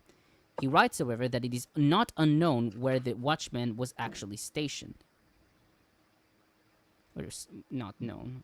I wrote that one. Yeah. Twice. Oh, I wanted to mention, so Yonadav is he's called like a wise person or a smart person at the beginning of the chapter. And then he decides to stand up and say, oh, king, don't worry. Absalom didn't kill everyone. He just killed Amnon. I feel like he's implicating himself as being part of the plan. It doesn't seem like a very clever thing to do. It seems more like it's possible. I mean, it definitely seems very manipulative to be because under most circumstances, don't worry, only your eldest son is dead is not good news.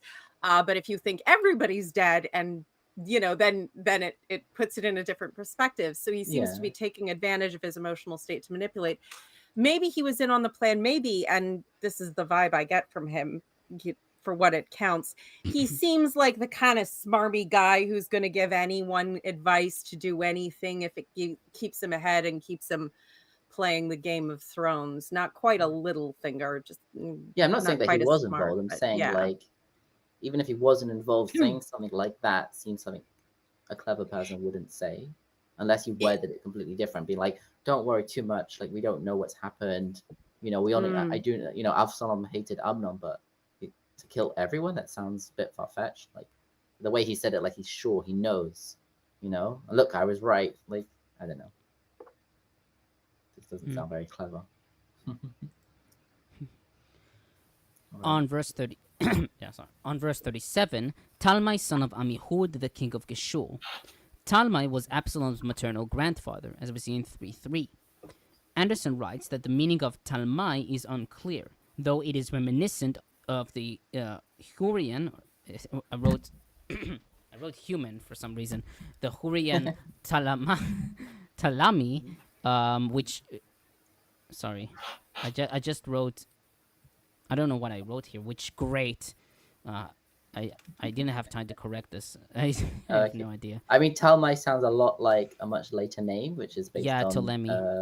Ptolemy, right? Ptolemy is Oh. called Talmai in the Talmud, for example. Oh, okay, So- okay. I misunderstood what it means. So he does read human talamai, which means great. I think. I don't know what he meant by that. Who are you I quoting? think Anderson. Oh, okay. The Okay. human. Very Hum- human. Very Yeah. human design. Yeah. I think it's Hurrian, but I'm not sure. Oh, okay, that makes sense. Okay. It is also Yeah, the I mean, name of one of Indo-European name kind of makes sense. it is also the name of one of the sons of Anak in Numbers 13:22 and Joshua 15:14. In the Masoretic text, the Kirei reads Amihud and the Ketiv Amichur. Tsumura writes that Amichur could be a hybrid of the Hebrew Ami, my kinsman, and the Egyptian Horus. All early translations follow the Kirei reading Amihud. The Lusanic recension adds King of Geshur in the region of Helam, a reading which 4 Samuel A seems to follow, and is reflected by the Septuagint, which reads in the land of Machad or Makad. McCarter writes that the Masoretic text is a result of Homo Eoteleuton. On that same verse, King David mourned many days for his son. Hebrew Bible reads, and he mourned over his son all those days, without referring to David explicitly. David is mentioned in verse 36, and verse 37a seems to break the continuity. Bar-Efrat notes that some commentators, like McCarter, speculate that verse 37a originally was at the beginning of verse 38, and this duplication arose from Homo Eoteleuton. So, I mean, JPS has a note here that says at 4Q, Samuel says, the spirit of the king was pining for his son, I guess. Is it? Oh, maybe no. I think this in verse 39, not 37. Yeah. Yeah, we got it. Verse 39. My final comment: King David longed to go to Absalom. Auld notes Driver's opinion that the Masoretic text reading is impossible since a feminine verb vatechal is followed by a masculine subject David. Septuagint, Targum, and 4 Samuel A read the spirit of the king. This reading has found acceptance among traditionals like Rashi, Kara, Gersonidis, and Titrani, and modern commentators like McCarter, Anderson, and Auld, since the word ruach is feminine. Tsumura, however, writes that this construction is probably brachiology, i.e., where, quote, a key term such as nefesh, feminine singular, which means soul, throat, or desire, is omitted as unnecessary in the Hebrew, end quote. Kimchi notes Ibn Ezra's reading in Deuteronomy 28:32, the wife of David longed, i.e., Absalom's mother pleaded for David that he'll call Absalom back. Yeah, that's it. Okay. Ready to move on to 14 then? Yeah, read up I suppose. Yeah, read up to 23. Lawrence, you were going to say? No, I was agreeing. Yes, to the next chapter we go. All right. So now Joab, son of Zeruiah, perceived that the king's mind was on Absalom. Joab sent to Tekoa and brought from there a wise woman. He said to her, pretend to be a mourner, put on mourning garments, and do not anoint yourself with oil, but behave like a woman who has been mourning many days for the dead. Go to the king and speak to him as follows. And Joab put the words into her mouth. When the woman of Tekoa came to the king, she fell on her face to the ground and did obeisance and said, help, O king. The king asked her, what is your trouble? She answered, alas, I am a widow. My husband is dead. Your servant had 2 sons, and they fought with each other. They fought with one another in the field. There was no one to part them, and one struck the other and killed him. Now the whole family has risen against your servant. They say, give up the man who has struck his brother, so that we may kill him for the life of his brother whom he murdered, even if we destroy their heir as well. And thus they would quench my one remaining ember, and leave to my husband neither name nor remnant on the face of the earth. Then the king said to the woman, Go to your house, and I will give orders concerning you. The woman of Tekoa said to the king, On me be the guilt, my lord the king, and on my father's house. Let the king and his throne be guiltless. The king said, If anyone says anything to you, bring him to me, and he shall never touch you again. Then she said, Please, may the king keep the Lord your God in mind, so that the avenger of blood may kill no more, and my son not be destroyed. He said, As the Lord lives, not one hair of your son shall fall to the ground. Then the woman said, Please let your servant speak a word to my lord the king. He said, Speak.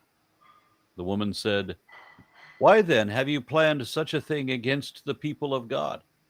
For in giving this decision, the king convicts himself, inasmuch as the king does not bring his banished one home again. We must all die. We are like water spilled on the ground, which cannot be gathered up. But God will not take away a life. He will devise plans, so as not to keep an outcast banished forever from his presence. Now I have come to say this to my lord the king, because the people have made me afraid. Your servant thought, I will speak to the king, and it will be the king that will perform the request of his servant. For the king will hear and deliver his servant from the hand of the man who would cut both me and my son off from the heritage of God. Your servant thought, the word of my lord the king will set me at rest, for my lord the king is like the angel of God, discerning good and evil. The Lord your God be with you. How far did you want me to read, Tomer? 23. 23? Okay. Then the king answered the woman, Do not withhold from me anything I ask you. The woman said, Let my lord the king speak. The king said, Is the hand of Joab with you in all this? The woman answered and said, As surely as you live, my lord the king, one cannot turn right or left from anything that my lord the king has said. For it was your servant Joab who commanded me. It was he who put all these words into the mouth of your servant. In order to change the course of affairs, your servant Joab did this. But my lord has wisdom like the wisdom of an angel of God, to know all things that are on the earth. Then the king said to Joab, Very well, I grant this. Bring back the young man Absalom.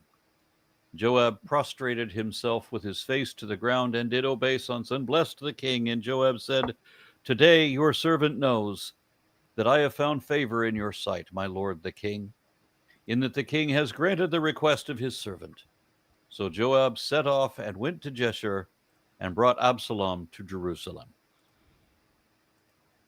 Is that where you wanted me to stop, Tomer? Yeah. Okay, so interesting story here. So initially, so when he hires this woman to mourn, I mean, women were often hired to be professional mourners during like funerals and things, but this is like it's kind of sounds like, you know, Joab is trying to pull one over on David to try to, you know, get someone killed initially, and then eventually David gets the truth out. So it is this is quite an interesting story in its inclusion here. Although where was there? Yeah, so a lot of this seems like some of it at least seems to be based on inheritance. Like I think where is it? Yeah, so in verse 13 the woman said, Why then have you planned such a thing against the people of God? For in giving this decision the king convicts himself, and as much as the king does not bring his banished one home again. So on this one, Alter says the implicit key concept here is inheritance, which links her fiction to the national political situation. She may be hinting that Absalom is the appropriate heir to the throne. In any case, his banishment is potentially divisive to the kingdom. So the issue of inheritance coming along. So of course he would be the with the death of Amnon, I'm not. Yeah, again, I'm not sure about the chronology here, but would he then be the next one in line after Amnon? I'm not sure which one was born first. I think he's older. No, Amnon is elder. Yeah, I know. I just don't know Yeah, if there's one in Since between he's them. dead, who's the next guy? Is it Absalom or is it someone else? I think Absalom is older than Solomon at least. Sure. Yeah. Yeah. Oh Absolutely. yeah, definitely. Yeah. He was he was in the top 3. Okay. Yeah. So then that would make sense then. That the issue of who the issue of inheritance is important there. The story about the servant having 2 sons. Again, we kind of go back to calling his own sons servants.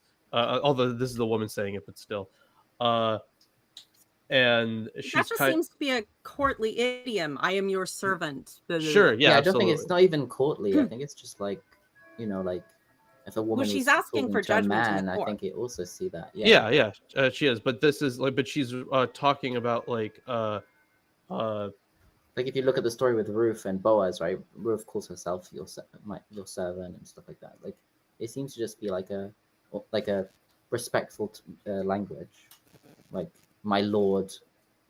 There's definitely servant. Yeah, a sort of an overt, formal hyper humility in the language that seems to be very typical of that part of the world, particularly. A lot of languages have that or had that.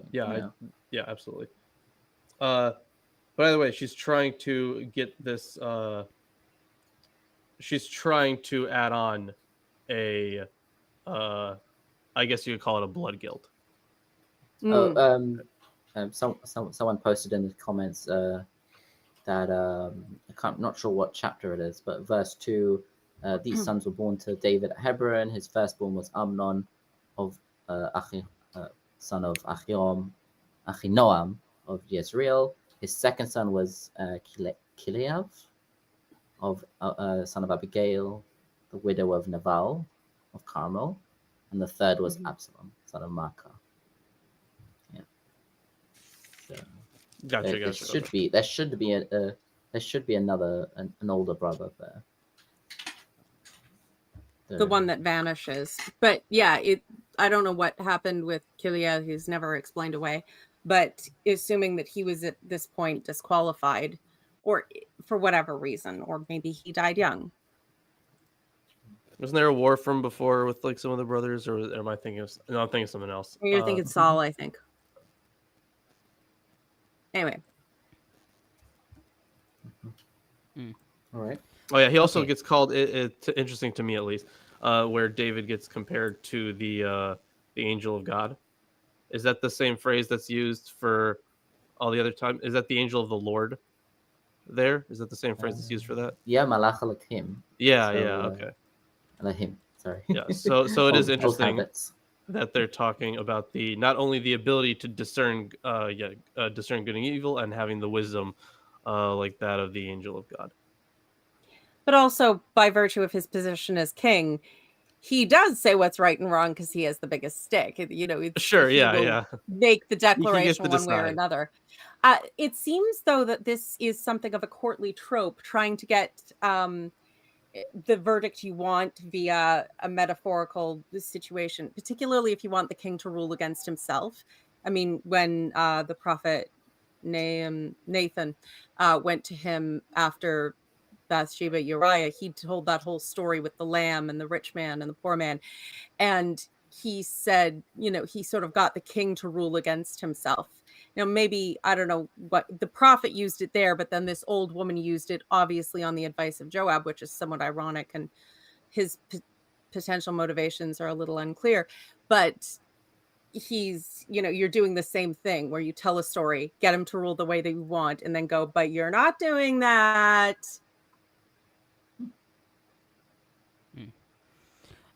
Okay, I'll start on verse 2 about Tekoa. Tekoa is generally identified as modern Khirbet Teku, a village in the Judean territory about 10 miles or 16 kilometers south of Jerusalem, and about 5 miles or 8 kilometers south of Bethlehem. Some commentators suggested that How Tekoa close was... is it? How close is it to modern day Tekoa and Tekoa? Because there are two places that are still Yeah, I existing think today. Tekoa is a settlement, but I don't know if I think it resides close to it, like northeast of biblical Tekoa. It's like right next to the Herodian. Yeah. I lived there for like a year. Yeah, and Tekoa is an Arab village that's just the other side of the highway.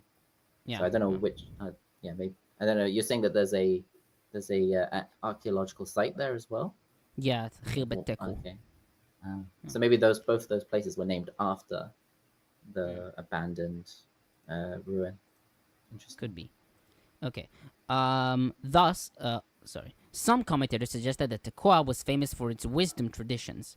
Thus, Rashi, based on Talmud Menachot 85b, wrote that since olive oil is found there, so is wisdom. This interpretation, however, is rejected by modern commentators. Kara suggested that if Joab would have taken a woman from Jerusalem, David would have known her, and so he took a woman from Tekoa, which is far from Jerusalem, so that David will not know her. This interpretation is favored by McCarter and Anderson. Bar-Efrat suggested that since Tekoa was close to Bethlehem, which was the origin city of Joab's family, he probably knew that there was a wise woman there who was fit for his scheme. I like the idea, like David knew all the women in Jerusalem. Yeah. On that same verse, a wise woman. Gersonides wrote that the woman's wisdom was, quote, knowing how to arrange her words with wisdom and intelligence, end quote, i.e., she was skilled in rhetoric. This interpretation is favored by McCarter and Bar-Efrat. Anderson notes Claudia Kemp's opinion that the wise women from Tekoa and Abel in 2 Samuel 20 verses 16 through 22 had considerable authority and responsibility in their respective local settings. He writes, however, that this is plausible in the case of the woman from Abel, while the woman of Tekoa mainly follows Joab's instructions, even though she may have had certain diplomatic, quote-unquote, and other skills. Josephus in Antiquity 7:182 does not state that she was wise, but rather, quote, already of advanced age, end quote. On verse 4, the woman from Tekoa went to the king. Hebrew Bible reads, and the woman of Tekoa said, Vatomer, to the king. This meaning is attested by most Targum manuscripts. Kimchi notes the opinion of his father, Joseph, that she first asked the guardians of the gate to meet with the king, but they prevented her from entering, and so she cried out for David so that he could hear and save her. Most early translations and several Masoretic text and Targum manuscripts read, she came, Vatavo, a reading accepted by most commentators. On verses 6 and 7, several commentators like Abravanel, Bar-Efrat, and Auld wrote that the woman's story is reminiscent of the story of Cain and Abel in Genesis 4, who also fought alone in the field, with Cain killing Abel. Thus, as Bar-Efrat wrote, quote, just as Cain was not punished with the death penalty, so the woman aspires that her son in the parable, who is a portrayal of Absalom, will not be punished with this punishment either, end quote. Likewise, Tsumura notes Larry Like's suggestion that the theme of sibling rivalry between two sons is apparent here, and that of Robert Bergen, who holds that the plot of the woman's parable and Genesis 4 have a remarkable similarity. Tsumura, however, rejects this, since sibling rivalry, quote-unquote, is of a universal nature, especially when there are only two sons in the family. Such rivalry is attested in extra-biblical literatures, both ancient and modern. He also notes that there are differences between the two stories. Cain's murder was planned, but in the woman's story, it seems to have been a sudden quarrel. Anderson writes that while it is not impossible that Genesis 4 was in the mind of the author, quote, one should not over-exaggerate the parallels, end quote. On verse 7, they would put out the only burning coal I have left.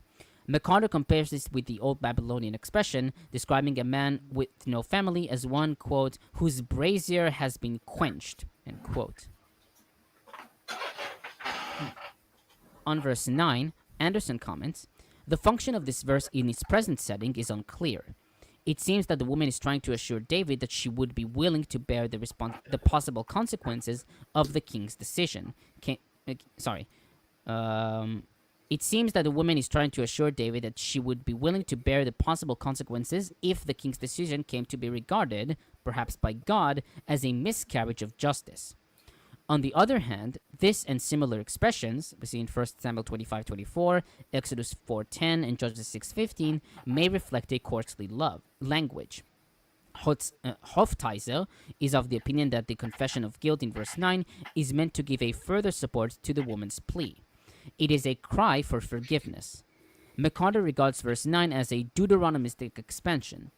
This is plausible, especially if later hearers or readers came to understand the episode as providing a binding legal precedent.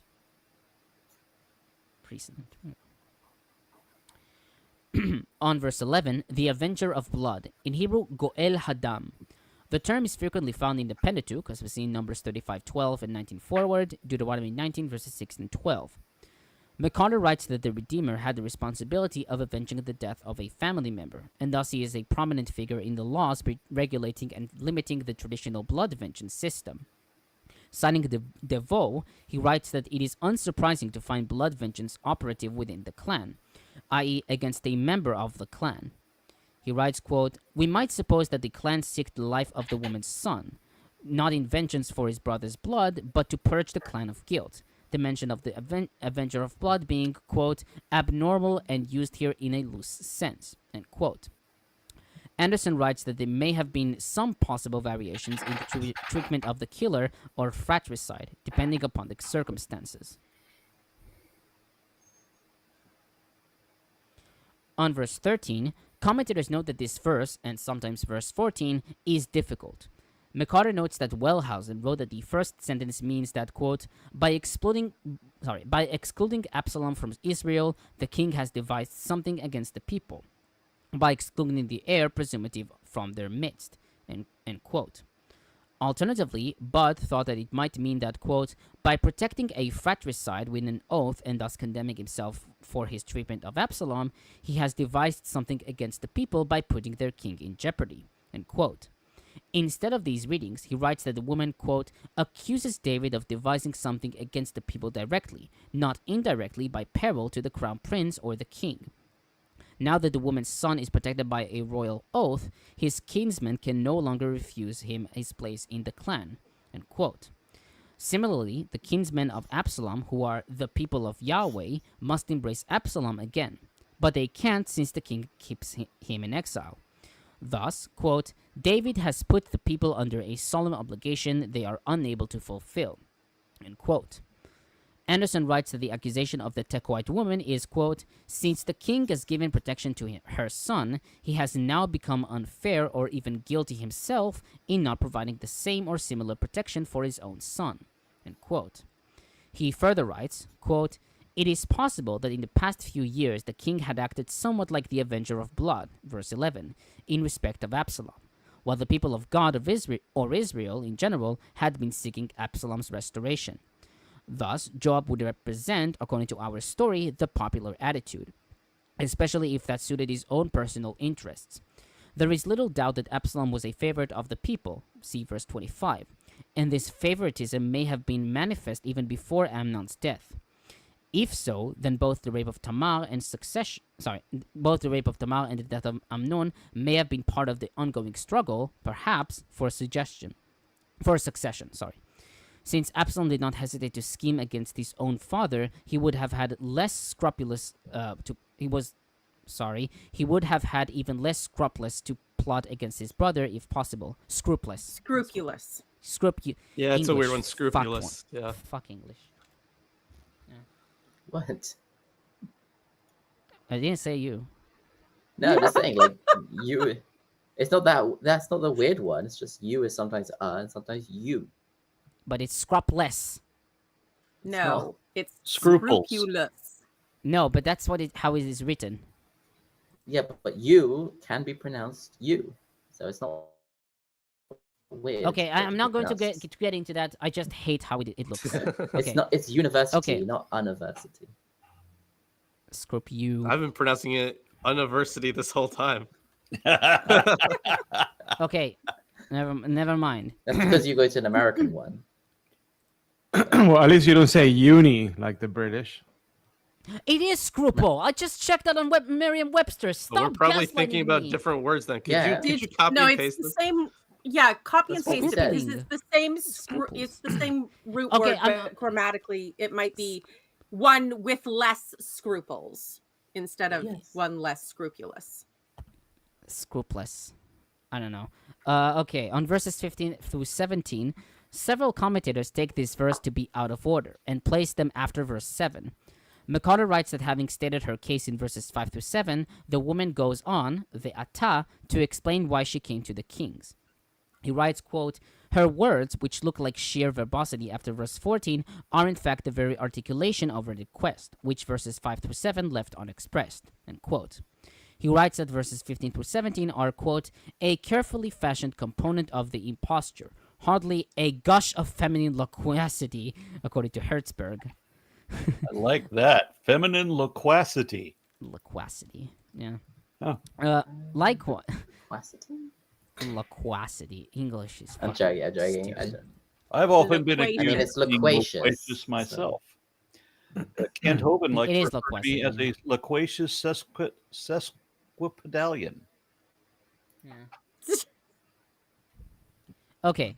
Likewise, Anderson writes that the transposition of verses 15 through 17 after verse 7, quote, improves the logical sequence of the narrative and avoids certain exegetical problems, end quote. Bar-Efrat, however, rejects this emendation. He writes, quote, the passage tells how the woman excuses herself for using a parable when approaching the king. At this stage, David understands that the story is fictitious and might turn angry against her for cheating him. She is merely a simple woman and has no status like Nathan the prophet, who uses the same trickery when he tells the parable of the poor man's sheep to the king. The phrase, your maidservant said, vatomo shivchatecha, in verses 16 and 17, which means your maidservant has thought, also indicates that she explains what caused her to speak as she did. Compare Abravanel, quote, the reason I came to speak this parable is that people have frightened me, that you will not hear the voice of your maidservant if I spoke explicitly to you the matter of Absalom, and you'll get angry at me, end quote. The woman avoids incriminating Joab with her explanations. I just want to comment. I just saw a comment in here that says, I feel bad for Tomer. English is hard. And that comment came from someone named Unapologetically Chrissy.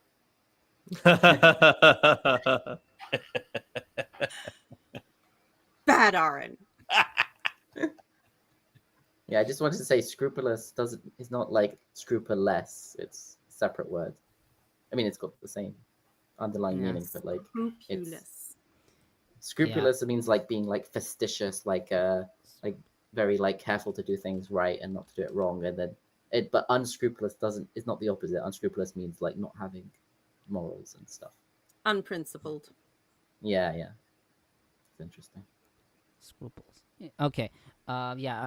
Finish this part of the commentary. Okay, so we got a comment from Ariana who says, thank you for the deep dive into the Blasphemers Bible.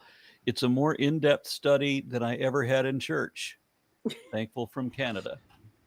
Yeah, it's actually kind of funny whenever I bring up this this kind of stuff with Christians. They are like shocked at how detailed it is, and then I don't know, maybe internally they feel bad for not being as in depth, but it is really interesting because they will do this kind of this scripture interprets scripture sort of thing where like, yeah, exactly, that's how I feel about it. So they'll do that and they'll bounce around and they'll pull stuff from here and there to get the kind of meaning they want out of it, and I'm like, no, that you're doing it wrong. It's wrong in a different way from like how how Jews traditionally do it, where it's like, let's just make up some shit. Yeah. We have some other like, stories. I mean, yeah, there is. I mean, the argument obviously is that this is an oral tradition that comes all the way from Moses, And I guess it's unfalsifiable, but yeah. Then Chris Chagas again says, are the Jews still God's chosen nation? Oh, Or no. he broke the covenant with them after all? What does the Old Testament say about that? I think That's it's New Testament I stuff. think it's very much a Christian idea that the Testament is replaced with the New Testament. I don't think the Old Testament really says anything. Like the idea of God breaking his, what's it called? So the Covenant, so the Covenant, thing is, there are times where it's not necessarily like a breaking of the covenant, but it is a It's definitely like if you once we get misbehave, I'll to punish like you. Yeah. once we get to like eschatological themes, like there are definitely certain points, like for example the Babylonian exile. They had the Jews had reason that, well, like, listen, if like obviously we weren't following God properly, because if we were, then this would never have happened. So they kind of blame themselves for it, and then there was this huge shift in the nature of the religion to where it finally became Judaism instead of like ancient Israelite religion. So the when it comes, like, it's not necessarily you know a breaking of a covenant thing, or like you're under like a new covenant. That yeah, Isaac is right, would have come with Christianity, like, which at least I forget in which, it may have been in like Acts, I think maybe it was in one of That Paul's makes letters, sense. where he has this well, there was a vision where he had, like, I think it was like this blanket filled with like Oh, Peter. stuff. Yeah, That's there Peter, was okay. he had refused, there were he was meeting with some non-Jewish Christians, and then he stopped meeting with them, and Paul got mad about it, or he wasn't sure if he should go into their houses or something because of law. And he had the dream on the rooftop apparently, or in the dream he was, and the giant sheet full of all kinds of ceremonially unclean animals that a Jew would never eat. And he says, no, the God says eat. He says, no, I've never eaten anything common or unclean. And the words are, God responds with, of course, is what God has made clean, do not call common or unclean. And there's a lot of implications of sort of a new covenant, new way of doing things, although I don't think Jesus But ever is intended. that Yeah, post? there's That's like also post Paul, right? Like Paul uh himself would have been yeah, saying yeah, that to the if class. it was from Acts, yeah. I think it was from Acts, right? Yeah, uh that part, yeah. yeah. And then but there's a I forget if it was a Pauline work or a pseudo Pauline work, but then there was a section in, I think, one of the letters, maybe it was in Hebrews, that talked about literally the new covenant superseding the old one. Interesting. I forget what text that's from. That I mean, that that sounds like sounds like something later. Hebrews. Yeah, it sounds like something Yeah. Hebrews. Yeah. Hmm. And then you have much later developments like dispensationalism, No. covenant theology. That, yeah, they're just reading the Bible through this very thick theological interpretive lens. Yeah. That is very, very accurate. Whew. All right, Yeah. then we got okay. Are we ready to move on to finish this Yeah. chapter? Yeah. Okay. The king said, let him go to his own house. He is not to come to my presence. So Absalom went to his own house and did not come to the king's presence. Now, in all Israel, there was no one to be praised so much for his beauty as Absalom. From the sole of his foot to the crown of his head, there was no blemish in him. When he cut the hair of his head, for at the end of every year he used to cut it, when it was heavy on him, he cut it. He weighed the hair on his head 200 shekels by the king's weight. I remember when my hair was that thick. There were born to Absalom 3 sons and 1 daughter, whose name was Tamar, and she was a beautiful woman. So Absalom lived 2 full years in Jerusalem without coming to the king's presence. Then Absalom sent for Joab to send him to the king, but Joab would not come to him. He sent a second time, but Joab would not come. Then he said to his servants, "Look, Joab's field is next to mine, and he has barley there. Go and set it on fire." Don't answer my text, you see what happens. So Absalom's servants set the field on fire. Then Joab rose and went to Absalom at his house and said to him, "Why have your servants set my field on fire?" Absalom answered Joab, "Look, I sent word to you. Come here that I may send you to the king with a question. Why have I come here from Geshur? It would be better for me to be there still. Now let me go to the king's presence. If there is guilt in me, let him kill me." Then Joab went to the king and told him, and he summoned Absalom, so that he came to the king and prostrated himself with his face to the ground before the king, and the king kissed Absalom. So obviously forgiveness. But it is funny how much Set my field on fire, I'll set your hair on fire. it is funny how Absalom, like, yes, I understand, like, so first there was the issue of Tamar, right? So he avenges her, and then Joab is, kind of being a fucking dick. So Absalom is all like, you know what, just fucking burn this guy's field. So he's kind of having his slow heel turn. It did give him a callback, though. Right. He did respond to the message. It's very Breaking Bad, because like the first few kills that Walter White does are totally justified, and then they get less and less justified over time. Yeah.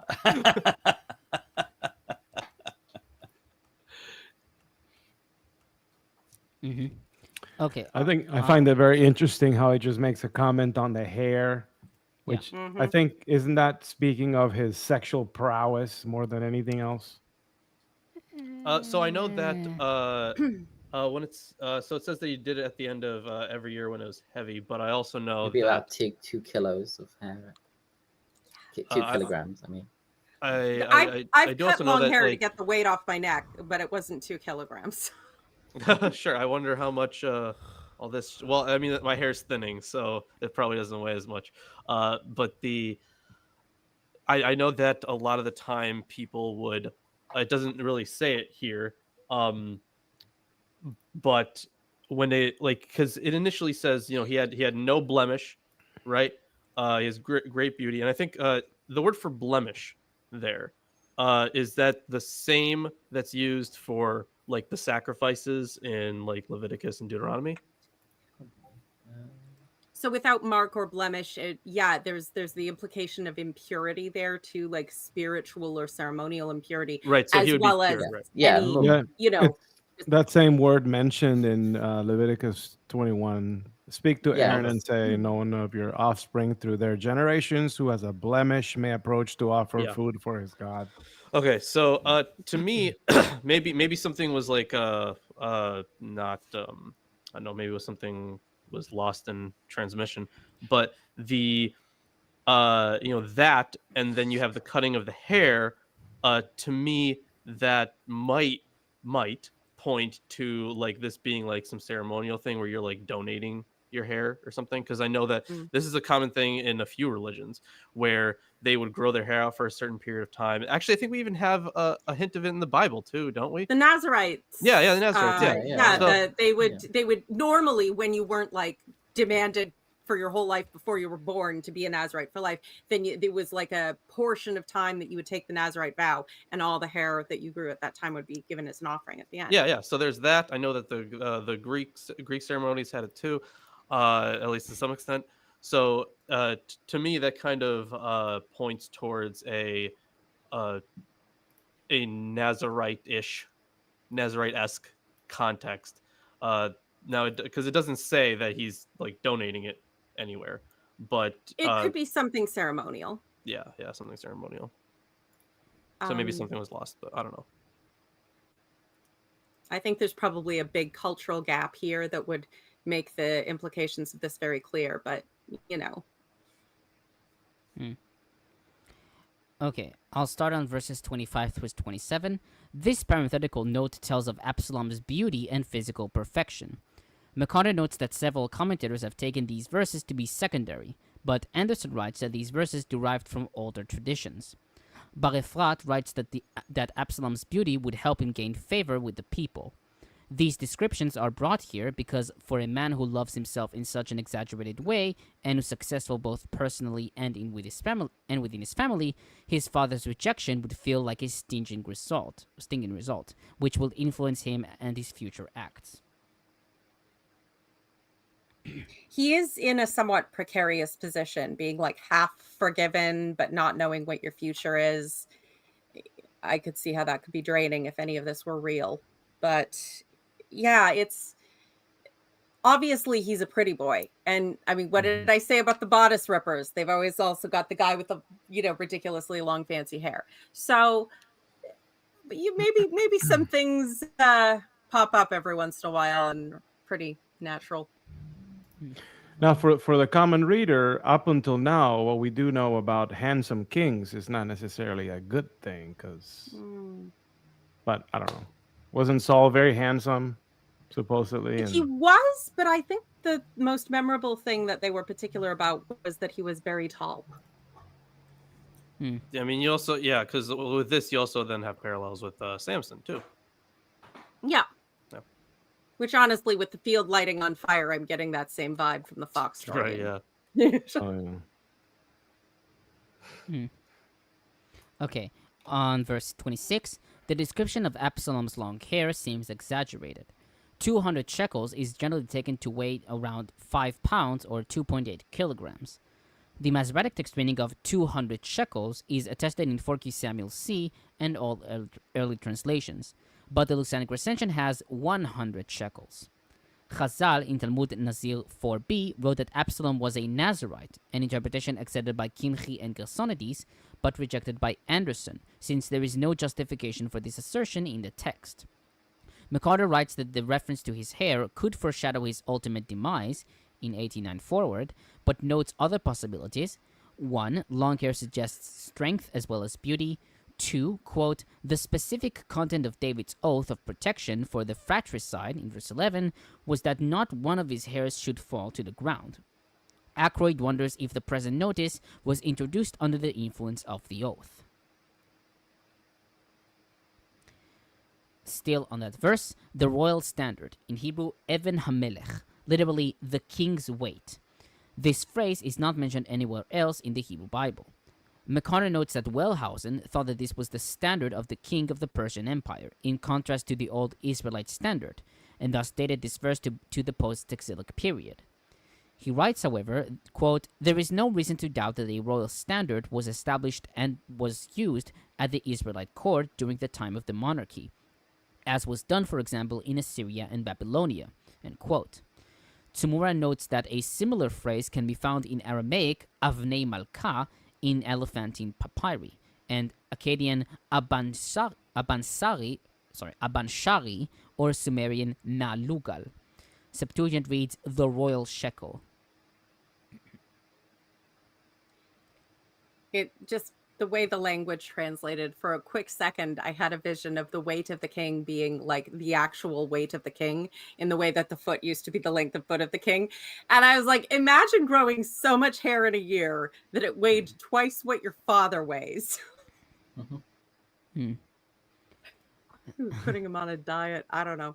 It's, yeah, I'm just being silly. Chris Sagas adds, many thanks to the panel for devoting time to answer all my questions. I appreciate it. Good show. Good work, everybody. Greetings from Greece. Kaira. Yasu. Chris, Kaira. The only Greek I know are swear words from the Assassin's Creed game. That is funny. Although I also don't know if that greeting is still for modern Greek, because like if you want to greet, like in ancient Greece, like if you want to greet one person, it's kaira. If you greet multiple people, it's kairata. So I don't know if that's still in modern Greek kaira, but I think one of those is Yasu. Yasu, hello. Yeah. Okay, on verse 27, Tamar.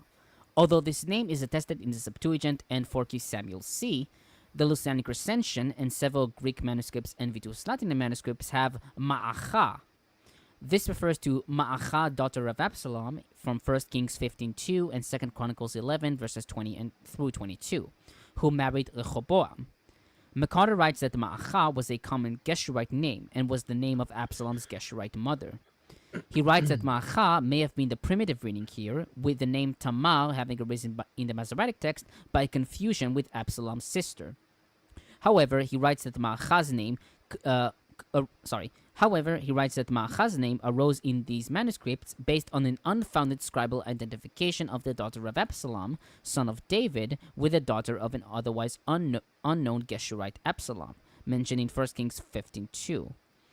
Likewise, Tsumura writes that the Absalom in 2 Chronicles 11, 20, and 21 doesn't seem to be David's son, and writes that Ma'acha, the mother of Abiyam, is the daughter of Tamar, or perhaps another daughter of Absalom and Uriel of Gibeah, 2 Chronicles 13:2. Anderson notes Ackroyd's opinion that the reading Tamar indicates another tradition, according to which Amnon raped Absalom's daughter. He writes, however, that this is unlikely. You did say, though, that uncles and nieces were allowed to marry. Yeah. Never mind. Sorry. I think this is unlikely because like there's so much language about my brother, your brother, sister, blah, blah, blah. That's a fair point. Yeah.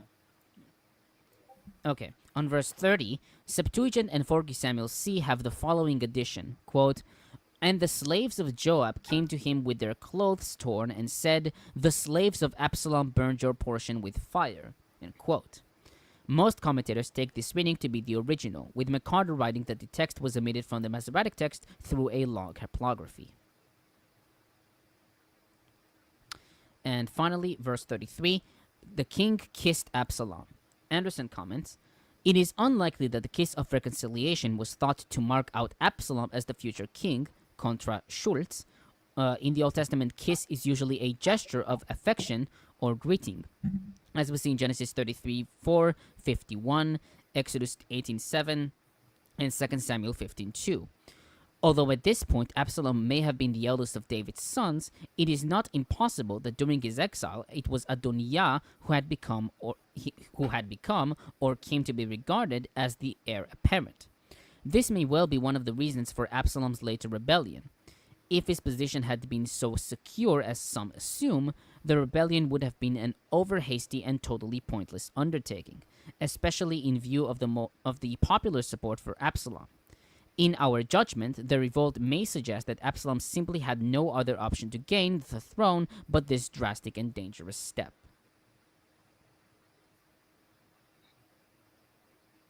Yeah, that's it. You know, like looking ahead at some of this stuff, part of me kind of wants to write a paper on the comparison between Absalom and Walter White.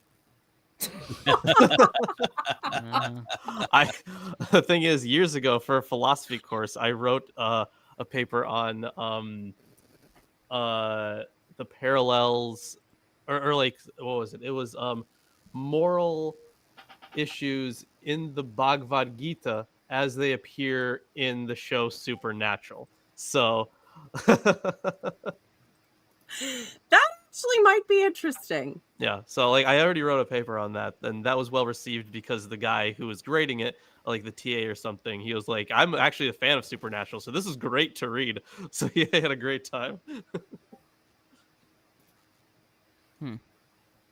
All right, so you said of what's upcoming. We're going to move on to the next chapter today, or no?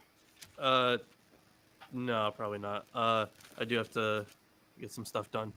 Okay, so we're going to be doing 15 next week. Yeah. All right, then. Anybody got any closing comments? Absolutely. Everyone should join the Discord, and I know because Peter is such a great guy, he has already shared the Discord in the comments because he's obviously such a great guy. In all fairness, I shared Tomer's Discord instead. No, you didn't. You didn't share shit. That's You didn't right. share shit. That's right. See, Peter understands who is There actually will in charge be here. no What's mutiny. the conspiracy really is about? No. If we I'm were to- sorry. Are we having a rebellion against the throne here too? Yeah, we can't even figure out who the throne is because earlier I think Tomer tried to declare it. That would actually put him more in the position of Absalom, since you are. Well, we know how that godfather story of us ends. all. Homer, get ready. I don't know. Well, I don't have a I long don't think he has the hair so for it. uno Hey, in a world reverso. where everyone has longer hair, you have the shorter hairs. It's a Uh-huh. little more Walter White. All right, yeah, the Walter White thing that struck me because I had somehow not heard a whole lot about the show except that everybody loved it when I started watching it, and what it took me, I'm embarrassed to say, 2 seasons of watching back to back, all kind of compressed all at once, to realize what was happening. Right, yeah, it's good. And it's like, okay, so this is what good writing looks like. Now compare the exact same story in the prequels of Star Wars.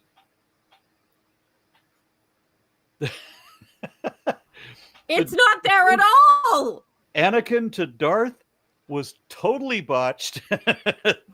Massively. Walter is- White it's- to Heisenberg, that was excellent. I, Okay, I this is getting way too nerdy. Like, Yeah, okay. like what we've been doing up till now is All just, right. Are like you really like, seriously trying to tell me macho. you don't think our audience is nerdy? I doubt there are any nerds in our audience. No, the only people in our audience are Chads. That's it. A whole bunch of Chads. Chads. What bunch the of hell would they Sigmas. be doing here? I thought They're Chads didn't gigabraining. like That's me. what they're doing. All right. Good night, all. Good night. See you in the Discord. Bye bye.